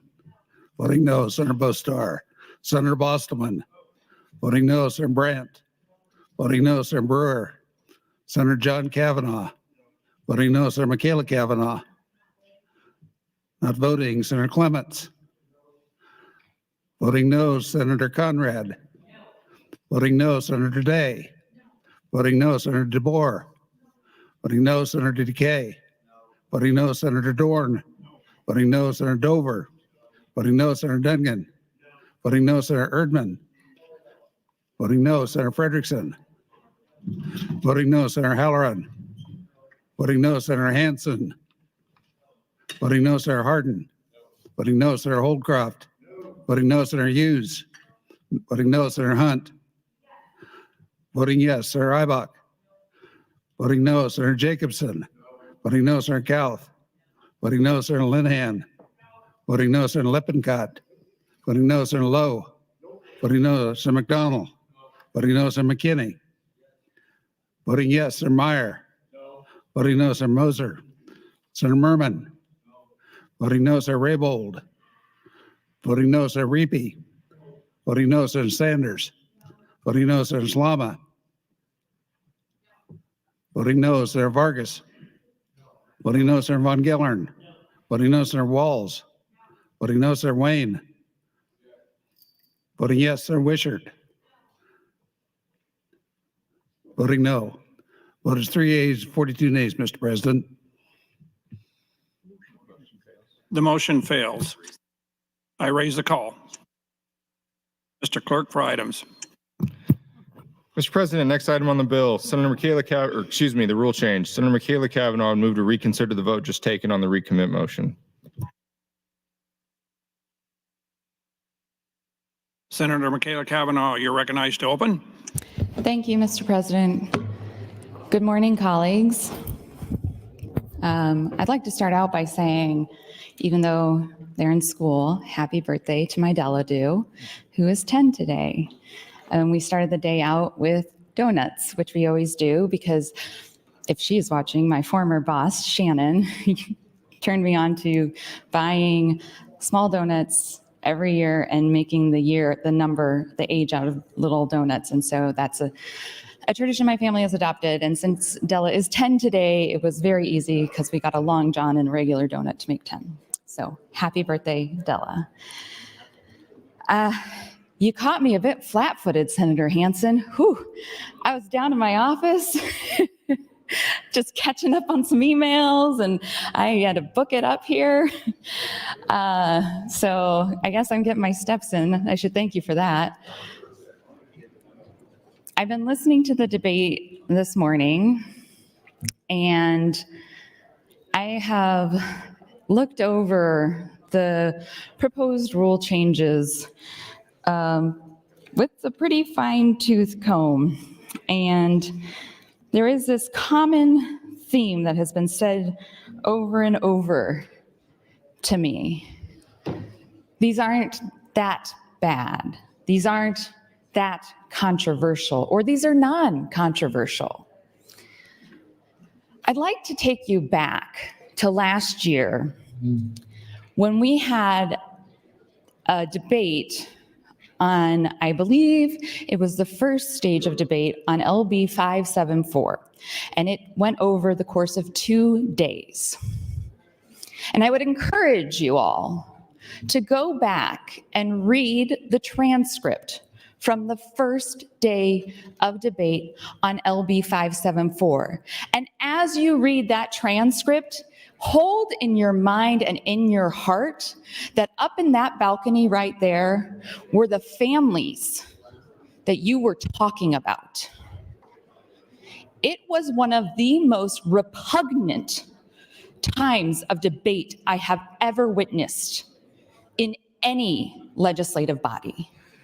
It was horrific. And all I and some of my colleagues could do was to do what we did the next day, which was to introduce a series of motions to fill up and jump the queue to speak with love in our hearts for the people up in that balcony who you were hurting so maliciously with your words. It was an extraordinary situation, and it was a situation that I would hope we would never see again. It was a tool that was utilized for the betterment of the people that come and watch this legislature. And it was a tool to utilize to make you all behave better. Because you should be talking about the citizens of this state with love and compassion in your hearts, and you didn't. You were harmful, you were cruel, and you were malicious. So, yeah, I went mama bear, and I made a plan. And I executed that plan. And then after that, you all decided, well, we can't have that happen again. It's never happened before. It hasn't happened since. And why did it happen? Because of how you behaved. You caused that to happen. And you have never taken any ownership for your role in all of this. You caused us to introduce motion, withdraw, until we filled the 2 hours remaining of debate so that those families didn't have to suffer your cruelty in addition to the cruelty of your vote at the end of that debate. They did not have to listen to you. And we made sure that they didn't have to listen to you that day. You had 6 hours the day before, and you used them to the maximum hurt that you possibly could So go back and read that transcript. And tell me, if you were talking about somebody that you loved, do you think you wouldn't have done everything possible to stop that from happening the next day? That's what we did. But no ownership was ever taken. None. Ever. Instead, Senator Erdman proposed a rules change mid-session. Not mid-biennium, mid-session. Changed the rules of engagement mid-session. And over the weekend, before we had the rules debate, I called Speaker Arch and I called Senator Erdman, and I said, if you don't do this, if you withdraw this rules change mid-session, I will hand in my motion pad for the year. Nope. Too late. Too late. You all did a bad thing on the first day of debate on LB 574. And several of us tried to repair some of that damage, and then you couldn't even take responsibility for it. And when I offered you a white flag, you threw it to the ground. And now we are back here today with this rules change to codify that temporary rules change yet again. And I am disappointed in this body. I am disappointed in so many of my colleagues who are going to vote for this today. Because this is a vote that says that it is okay. It is okay for this body to be abusive to the people of Nebraska with the words that they speak on this microphone. And it is okay for this body to silence other members of this body. It is not okay. And I know that no one is going to listen to me. None of you are. You've already decided what you're going to do. It doesn't matter. And I don't speak for you anymore. I don't get on this microphone anymore to talk to any of you because you don't listen.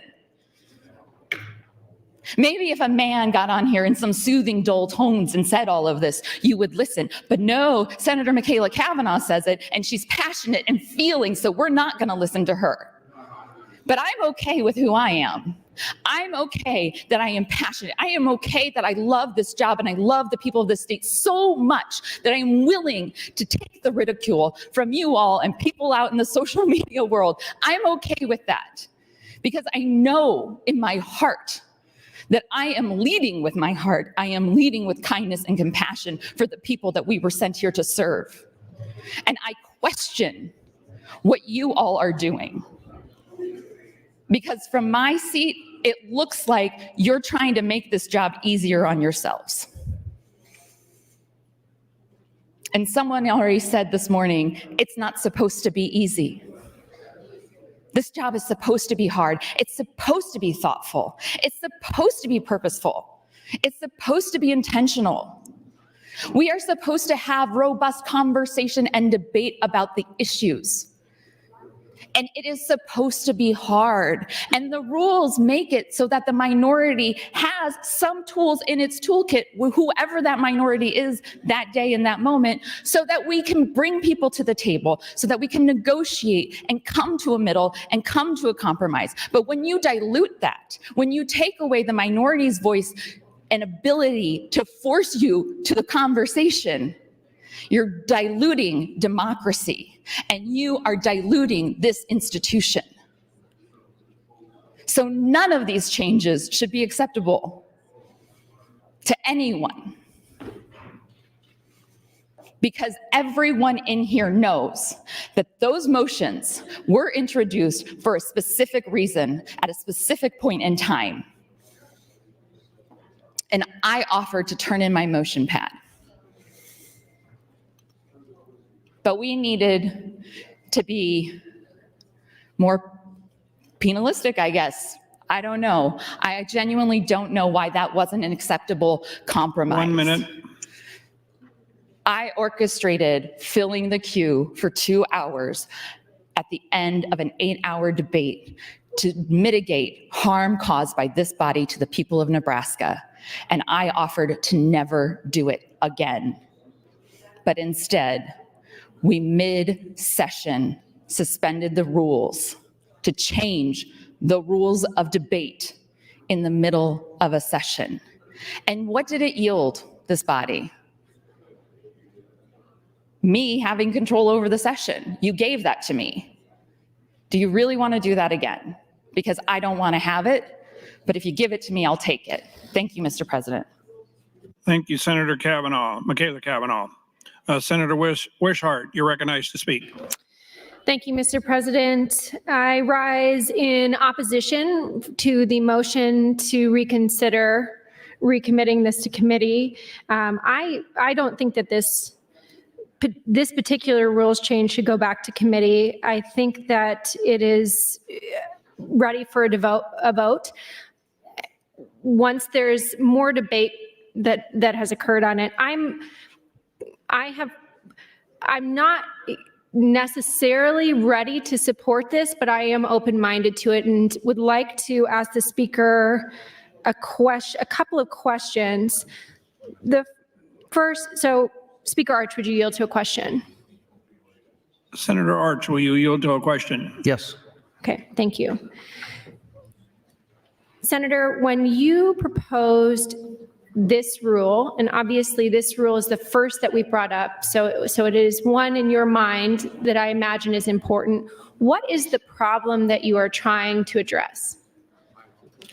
So with all the rule changes that I have proposed, and thank you for the question, all the rule changes that I have proposed, it is to, and I've used the term before, rules being guardrails, it is to more clearly define what those guardrails are so that we can focus on the policy debate. And I won't go back to my introductory remarks, but the things that I handed out from Mason's manual, I think apply here. What has been done in the past, and our temporary rule attempted to address it, but I think frankly, I'm glad it was only a temporary rule so that we've had time to come back and take another look at this. But it is to prevent the putting up, taking down a priority motion so that you can never get to the debate of the bill. There are absolutely legitimate times when these priority motions can and should be used. And so we don't want to take that away. We just want to prevent these priority motions being used to stop us from debate on the policy itself. Okay, thank you. And Speaker, do you see when you were crafting this and working with other senators and staff, do you see any unintended consequences that could come from this change? I don't see any unintended consequences. I would rephrase the question, could there possibly unanticipated consequences? And the answer is yes. I mean, I don't see them at this point. But I think we're back to this discussion of rules. How many rules do you need? And can you pass enough rules to anticipate every contingency? And the answer is no. So there could be, but I don't see them at this point. Okay, thank you, Speaker, so much. This is what I'm wrestling with. First of all, I actually think it's okay for us to be considering rules during mid-biennium. This is our legislative body, and we should anticipate that we learn from past experiences. And if we see ways of improvement, we should be working on making those happen. So I personally do not have an issue with us having a lengthy debate about rules and looking at ways that we can improve our rules. With that said, it should be done with extreme caution and a lot of rigor and debate going into each and every rule, which is why I did not support calling the question, because I do think we should have a very healthy debate about this. Here's what I'm wrestling with. I remember, I think, the particular moment in which this rule is seeking to address, in which there was a long line of people who have signed up to speak in the queue, and then there were priority motions used to be able to jump those individuals in the queue. And so I do see that can be an issue. The one thing that I'm struggling with is, on the other hand, if there is a bill that is brought with particular controversy and has not had the work done to negotiate with those who are opposed, should we expect that particular bill will be met with more challenges than others? And are we, by changing this rule, incentivizing or disincentivizing the type of work, sometimes years of work, that goes into trying to get to a place where you don't have opposition and you aren't met with these level of challenges. And so that's where I'm kind of weighing right now, trying to figure out whether this bill would have that unintended consequence. Time. Thank you. Mr. Clerk, for items. Thank you, Mr. President. Notice committee hearing from the General Affairs Committee, as well as an amendment to be printed from Senator Lowe to LB 685. Additionally, Mr. President, new bills. Legislative Bill 1145, introduced by Senator Boston's bill for relating to treatment and corrections, amend sections 83, 171, 184, 188, 100, 101, 933, and section 83, 12202. Transfers the Division of Parole Supervision to the Department of Correctional Services, change provisions relating to releases of certain committed persons, harmonize provisions, review its original section. Legislative Bill 1146, introduced by Senator Merman, is bill for relating to schools, amend section 79, 26501, provides an additional exception to the prohibition of suspending a student in pre-kindergarten through second grade and repeals the original section. Legislative Bill 1147, issued by Senator Bostar, is a bill for an act relating to insurance, provides certain requirements and exemptions relating to index-linked variable annuities. Legislative Bill 1148, introduced by Senator Bostelman, is a bill for an act relating to insurance, amends sections 47.7.115, change requirements relating to step therapy as prescribed and repeals the original section.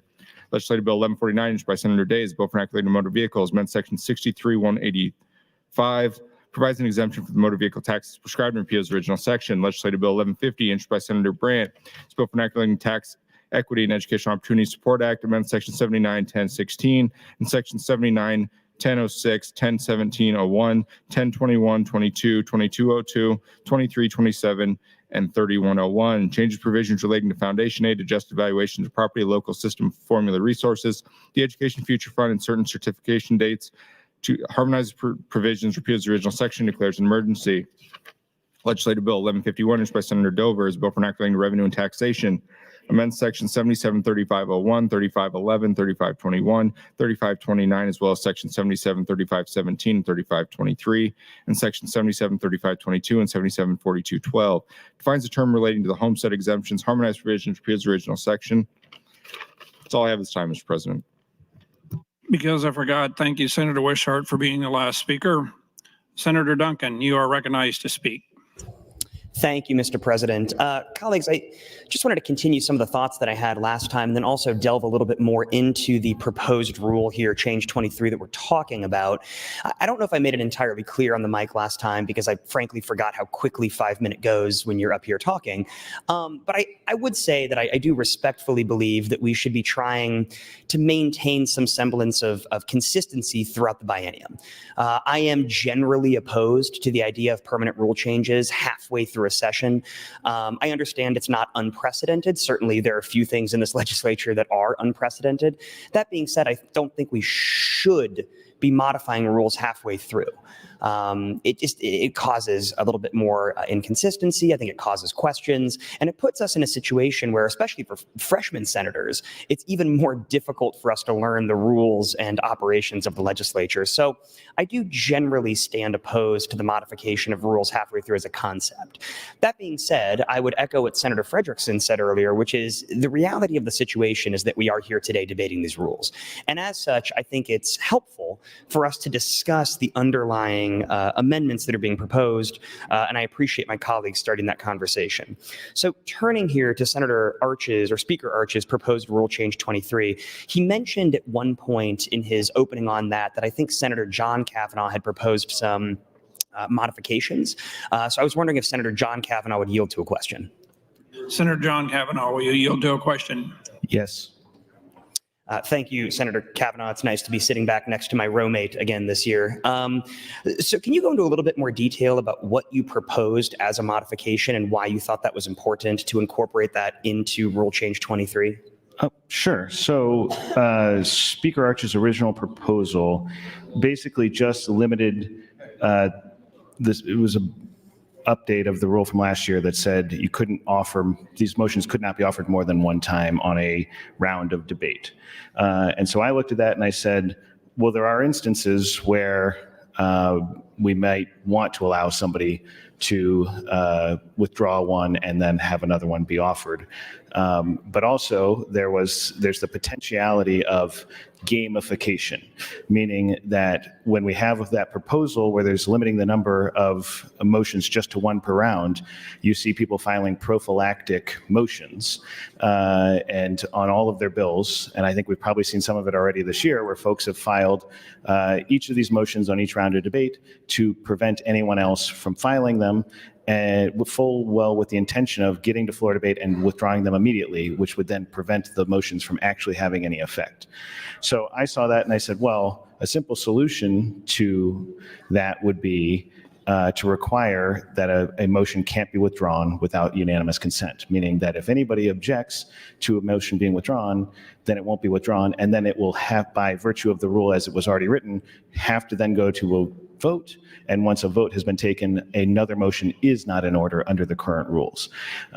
So that would it would both serve the speaker's intention of limiting the number that are offered, but would also disincentivize the gamification of it. So that was why I offered it. My proposal also included a 25 vote threshold after the objection, to which Senator Bostar, as I said in my first comments, pointed out how that itself could be gamed. And I agreed with that, and we ended up that did not end up in the final version. So I think, does that answer your question? It does, yes. No, thank you, and I appreciate that. And colleagues, I think that what that is emblematic of is, I think, some of the efforts and the desire that's gone into sort of trying to make these workable. Regardless of Thank you, Mr. President. Regardless of whether or not you agree with whether we should modify the rules, I think it's important to ensure that the rules that are being implemented actually function, that they actually work, and that they seek to enshrine what we've already talked about, which is that voice of the minority continuing to be heard and the further protection of the institution as it was intended to operate. Again, I want to laud Speaker Arch, I think, for being open to some of these, not critiques, but these suggestions. And I think the fact that this was amended and modified is indicative of his willingness to continue to work with the members of this body to ensure the rules operate as they are intended. And I want to thank Senator John Kavanaugh and others, obviously, who worked hard to make sure that the rules, again, regardless of where you fall on their actual operation, are functional and achieve the goal that they seek to achieve. So thank you, Mr. President. Thank you, Senator John Kavanaugh and Senator Duncan. Senator John Kavanaugh, you're recognized to speak. Thank you, Mr. President. Well, thank you, row mate Senator Duncan, for the question and the clarification on my opportunity for clarification on my thinking. So, colleagues, like I said my first time speaking, I am not in principle in favor of amending the rules at this point in time, but I did approach the rules as suggested in a attempt at a constructive way. To my point is to say, if we are going to adopt rule changes, they should be as strong as possible. And I was trying to encourage folks last time around to look at these with a critical eye in that spirit. And I was telling about that story about how I had made that proposal, and then Senator Bostar had made a suggestion. And so this current proposal that we have right now is at least in its fourth iteration since I got involved. And when we do get to it, I have an additional proposal, which I think you might have on your desk now, which is something that I didn't think of. I think is an important change, and I'll talk about it when we get to it. But I didn't think of it until after these proposals were out and on the floor, and I looked at it and I said, well, this is something else we need to integrate into this, which still respects the spirit of the intention, but still makes it more workable. And I point that out because we have all of these rules that are before us, and I think there is a predisposition by some folks to just vote for them as is, not think necessarily critically about what are some of the criticisms that are being suggested, or not take to heart the statements of folks who are opposed to these changes when they raise how these rule changes will go into effect. Which is why, again, I think a lot of people have said this, tread carefully when we change the rules, be very deliberate about it. But my initial comment about this was that we shouldn't do this in a reactionary way. We shouldn't be making pretty substantial changes to some of these rules in reaction to something we don't like. So, you know, often quoted and stole it from Senator Chambers, but a man for all seasons, when Sir Thomas More, who is much beloved by lawyers, is talking to his son-in-law, and he wants him to go after somebody perhaps without evidence. And he says, you need to prosecute him. And he says, England is planted thick with laws, and if I go after him, I'd have to cut down all the laws in England to get to him. And he says, should I do that? And he says, of course you should do that. And he goes, well, should I do that to go after the devil? And he says, of course, to go after the devil, you should cut down all the laws between you and him. And Sir Thomas More says, then where do I hide when the devil turns back round upon me? And I think that Senator Chambers talked about that a lot, and I have always appreciated that.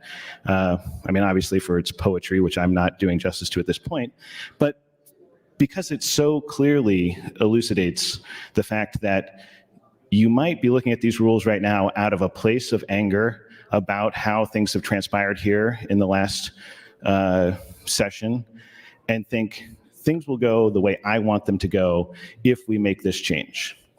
But the thing you have to remember is when the rules get turned back around upon you, you will no longer have the protection you are seeking to eliminate at this point in time. I've had plenty of bills that I wanted to advance, 1 minute. not get forward. I appreciated Senator Erdman's comments about how he's never had a bill get past general file. Senator Erdman, you've had more bills make it to general file than I have, so I'm always hopeful just to even get that opportunity. But the tools that we have here are meant to structure debate, and I'll push my light and talk some more about it. But just keep in mind a constructive conversation about how these rules are going to play, and be very cautious about what changes you make, because you might need those protections if you're going to be here for another 7 years, another 2 years, or another 54 days. You never know when you're going to need them, but when you need them, you want them to be there. So I would appreciate that kind of spirit and attention to detail as we go forward in this conversation. Thank you, Mr. President. Thank you, Senator John Kavanaugh. Senator McKinney, you're recognized to speak. Thank you. Thank you. Thank you, Mr. President. I rise in support of the motion to reconsider, and I support the recommit to committee for the reasons I spoke to earlier. I don't think we should change the rules. And another reason why, even reading this, is basically, maybe I'm wrong, but I think I'm sort of right, is that the attempt to change the rule is to make it easier for somebody with a bill I disagree with to pass. That's exactly what it's doing. Maybe I'm reading it wrong and somebody can come tell me off the mic, but I think so. And that's the issue here. One day, there's going to be a bill that somebody disagrees with, and you're going to want to slow it down, stop it, and not let it pass. But if we make this change, it makes it that much easier to get that passed. I'm not saying it's going to pass, but changing the rules makes it a little easier for it to pass. There's other ways within the rule book to slow things down and make it hard, but this is just a step to make it easier, and that's what I disagree with. Nothing in here should be easy to pass, no matter if it's a bill I want to pass or a bill you want to pass. It shouldn't be easy just because we're changing laws that affect people directly on the daily. And if it's bad, it's bad, and if it's good, it's good. But no matter what, let's have a standard that you have to go through to get things passed. I don't see what's wrong with that. Just because we had a session last year that wasn't the greatest doesn't mean we come back this year and say, let's throw a bunch of new rule changes on the board and get them passed because so many people were frustrated. We had long nights. People don't like each other no more. Those type of things. That doesn't mean we change the rules. Now, maybe in 2025, we come back with a new body possibly, yes, we can consider it because we're starting a new biennium. But right now, in the middle of one, we should not be changing the rules. I don't agree with it at all. Why should it be easy for somebody to pass a bill, or easier? And me, I've been in the minority, I'm in the minority in this body in two categories. Technically in America, I'm in the minority as a Black man, but not globally. But I've had to navigate that, where the rules or the game has been stacked against me and I had to find a way up. And that's what I think everybody should have to do. The rules are the rules. Find a way to pass your bill through those rules. It doesn't mean you need to try to change the rules right now. That's, to me, it's, I won't say unfair, because if you could change them, I guess, and you got the numbers to change them, I don't know if that's fair or unfair. I just don't agree with it. We have to be cautious and think about the future. These things will have long-term impacts on the way this body functions. Because once we change this rule, it is going to be hard to get it back to what it was. Probably impossible. And you need to think about that. What if we change this, realize throughout the rest of this session, or change any of these rules, that they're horrible? They don't work. It's going to be hard to change them back to what they were. 1 minute. It's with anything, with any law we change, if we want to change it back to something, it's hard to do, especially if it's criminal justice related. If you increase a penalty, you're probably not getting that penalty decrease in this state. And that's something we got to think about. Think about making a short-term decision that will have long-lasting impacts in the future. Thank you. Thank you, Senator McKinney. Senator Raybold, you're recognized to speak. Thank you, Mr. President. I stand in opposition to the motion to reconsider and against the previous motion, recommit to committee. What I do stand in support of is the great discussion and dialogue that we're having and giving everybody an opportunity to give their opinions. I agree 100% with Senator McKinney. We want to safeguard our institution. We want to safeguard the minority voice, be it urban and rural, ag versus business. We want to safeguard that voice. And I think it's only by going through this difficult process of looking at all the unanticipated consequences. And so as we debate, and I want to say thank you to Senator John Kavanaugh, I see he has a motion to amend this rule that I certainly hope that we get to, because that is one of the elements that has come out during this opportunity of debate, to hear these unanticipated incidents that could occur that we really can't foresee unless we really focus on it as we're doing now and come up with great decisions. So I do have some questions of the Vice Chair of the Rules Committee, and Senator DeBoer, would you yield to a couple of questions? Will Senator DeBoer yield to a question? Yes. So I was really grateful to Speaker Arch for going over the history of how rules have been changed in our institution. And the question I have to you, and I asked this last session, I thought it was highly unusual. We passed rules, and then in the very middle of the session, we changed the rules. And then I stood up and said, I'm reading the rules book, and it says we have to have a public hearing on the rules changes that were proposed in the middle of the session. Could you talk a little bit about, was that abnormal? Because we didn't have a public hearing last year for the middle of the session rule changes. Yeah, I think that was somewhat unusual to do it that way. And you may recall there was a lot of discussion about that at the time. It's not typically what happened. Typically, you do something more like this at the beginning of a year. Okay. And then Senator DeBoer, may I yield the rest of my time to you? Sure. Okay, thank you.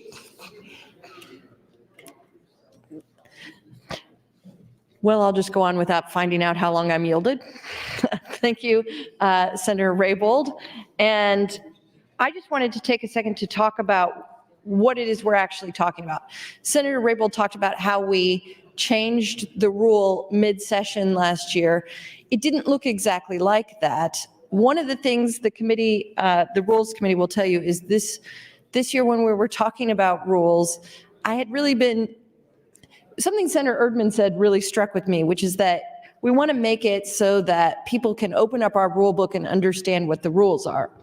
And I think that's particularly important when you only have 8 years here. Maybe if you didn't have term limits and you had a couple of people who'd been here for a long time, they could explain the rules, whatever. But it's particularly important, I think, in an era of term limits to have a rule book which is easily understandable. So everything I kept saying in the exec session was fewer words, less words. Let's do this in less words. We want to make this simple. And I think that this particular rules change is a more elegant, simpler way of doing what we were working with last year in that mid-session attempt to change the rules. The unanimous consent factor, I mean, we actually have this already in our rule book, and you hear when you're presiding, sometimes Senator Dorn or myself or whoever's presiding will say, without objection, we do X, Y, Z. That's actually your cue, colleagues. If you hear that without objection, to say, wait, excuse me, pardon me, I object. So this would be what would happen if this rule change passes, then, and by the way, I voted for it out of committee, then what would happen is if you wanted to object and you wanted to bring the motion to a vote so that another one subsequently would not be introduced, then you would just say, I object, and then we have the opportunity. I'm going to say more about this rule, but I think fewer words are better. That this is an elegant way. Thank you, Mr. President. Thank you, Senator DeBoer and Senator Raybold. Senator Erdman, you're recognized to speak. Question. The question has been called. Do I see 5 hands? I do. The question is, shall debate cease? All those in favor vote aye. All those opposed vote nay.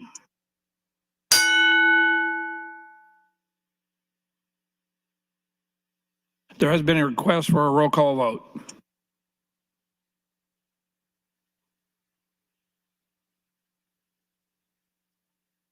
Mr. Clerk, please call the roll. On the question to cease debate. Senator Aguilar, voting yes. Senator Albright, voting yes. Senator Arch, voting yes. Senator Armendariz,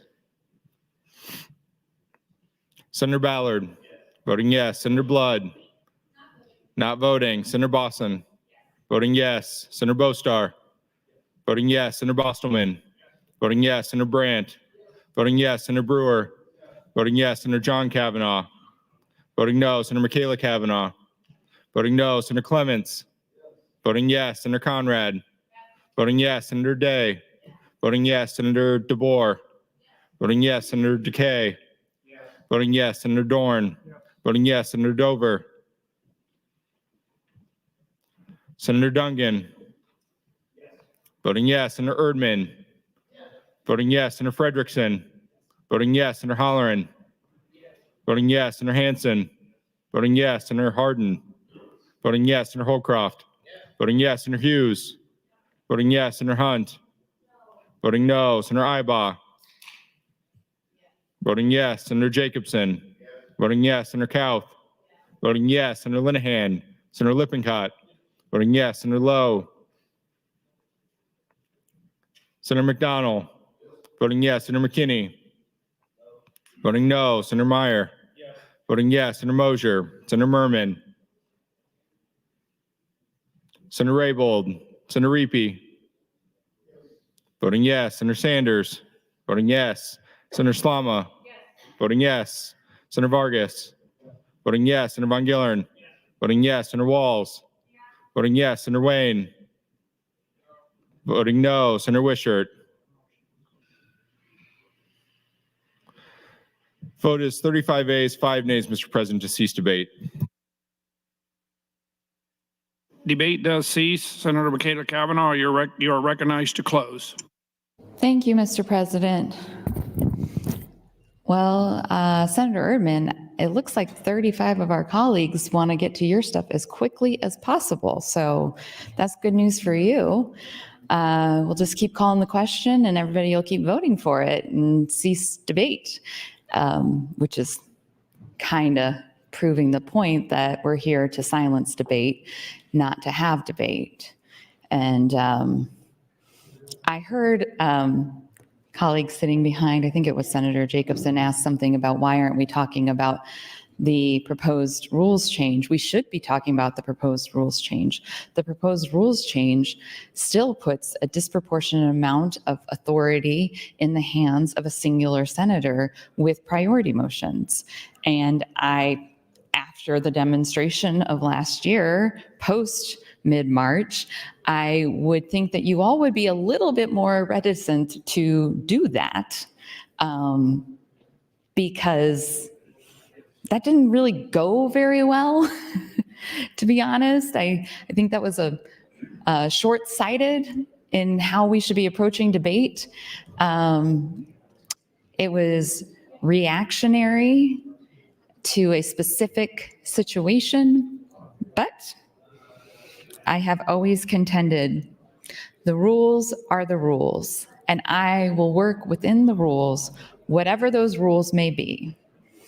So if those rules are a cloture vote with the 2/3 majority of people who are physically present, okay.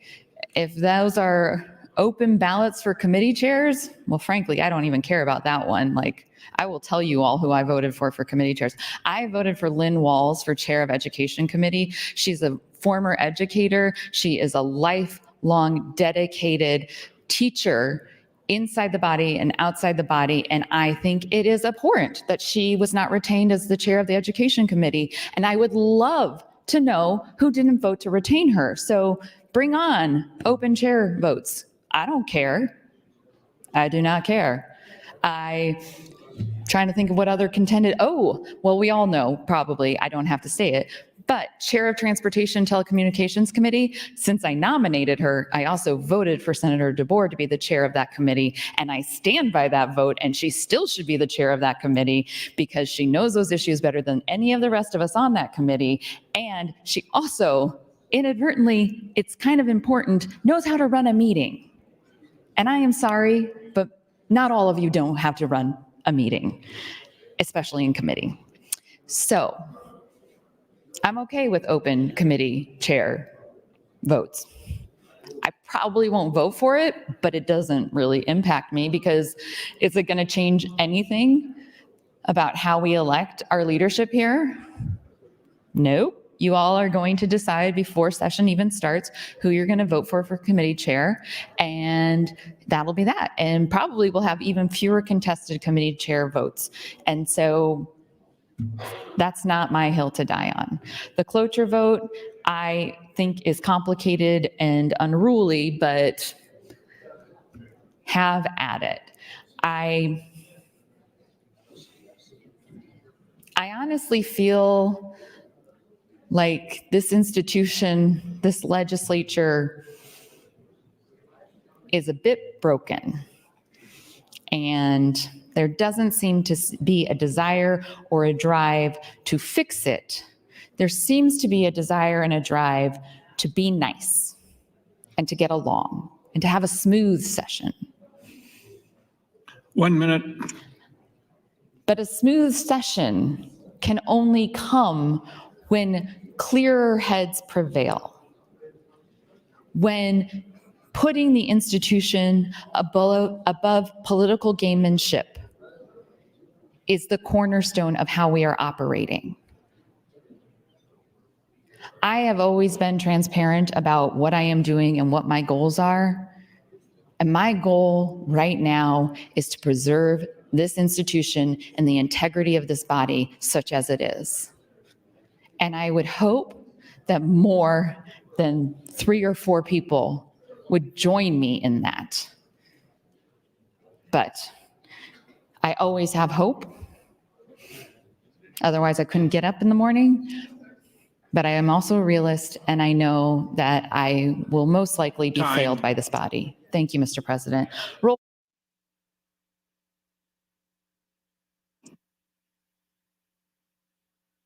The question before the body is the motion to reconsider. There has been a request for a roll call vote. Mr. Clerk. Senator Aguilar. Voting no. Senator Albright. Voting no. Senator Arch. Voting no. Senator Armendariz. Voting no. Senator Ballard. Voting no. Senator Blood. Voting no. Senator Boston. Senator Bostar. Voting no. Senator Bostelman. Voting no. Senator Brandt. Voting no. Senator Brewer. Voting no. Senator John Kavanaugh. Voting yes. Senator Michaela Kavanaugh. Voting yes. Senator Clements. Voting no. Senator Conrad. Voting no. Senator Day. Senator DeBoer. Voting no. Senator DeKay. Voting no. Senator Dorn. Voting no. Senator Dover. Senator Dungan. Voting no. Senator Erdman. Voting no. Senator Frederickson. Voting no. Senator Holleran. Voting no. Senator Hansen. Voting no. Senator Hardin. Voting no. Senator Holcroft. Voting no. Senator Hughes. Voting no. Senator Hunt. Voting yes. Senator Ibach. Voting no. Senator Jacobson. Voting no. Senator Kauth. Voting no. Senator Linehan. Senator Lippincott. Voting no. Senator Lowe.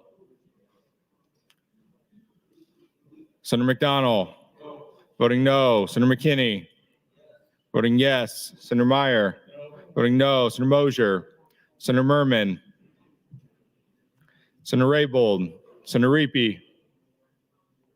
Voting no. Senator Sanders. Voting no. Senator Slama. Voting no. Senator Vargas. Voting no. Senator Von Gillern. Voting no. Senator Walls. Voting no. Senator Wayne. Voting yes. Senator Wishart. Vote is 5 ayes, 35 nays, Mr. President, on the motion to reconsider. The motion is defeated. Mr. Clerk for items. Thank you, Mr. President. First of all, notice of committee hearings from the Education Committee. Additionally,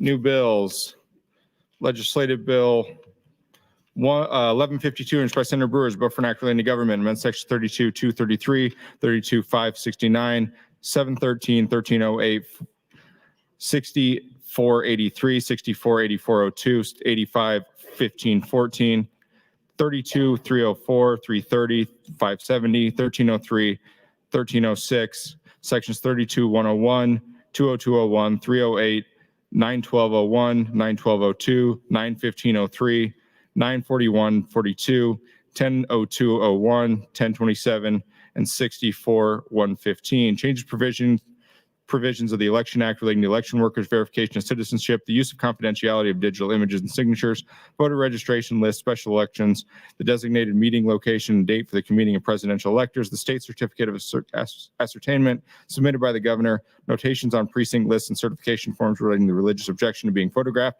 obtaining and presenting valid photographic identification, in-person early voting, procedures of voting identification, notice regarding recalls, change amounts credited to certain funds as prescribed, provides duties, changes provisions relating to issuance of state identification card, provides for non-disclosure of certain records, harmonized provisions, provides operative date, repeals the original section, declares emergency. LR 278CA, introduced by Senator Merman, is a resolution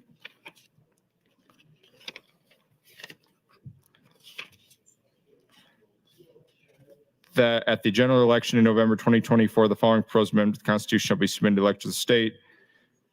Until terms commencing in 2027, the State Board of Education will be composed of 8 members who shall be elected from 8 districts, essentially equal population provided to the legislature. Beginning with terms commencing in 2027, the State Board of Education shall have 7 members. Governor shall appoint 2 members subject to the approval of the legislature at the statewide election later in 2026. 1 member shall be elected from each congressional district and 2 members are elected at large. Notice that the Rules Committee will meet in executive session under the south balcony immediately upon recess. Rules Committee under the south balcony, exec session upon recess. Additionally, the Reference Committee will meet upon recess in room 2102, reference in 2102 upon recess. Additional notices of committee hearings from the Banking Committee. Finally, Mr. President, a priority motion. Senator Holcroft would move to recess the body until 1:30 p.m. All those in favor, say aye. Excuse me, motion to recess. All those in favor, say aye. Opposed, nay. We are in recess till 1:30.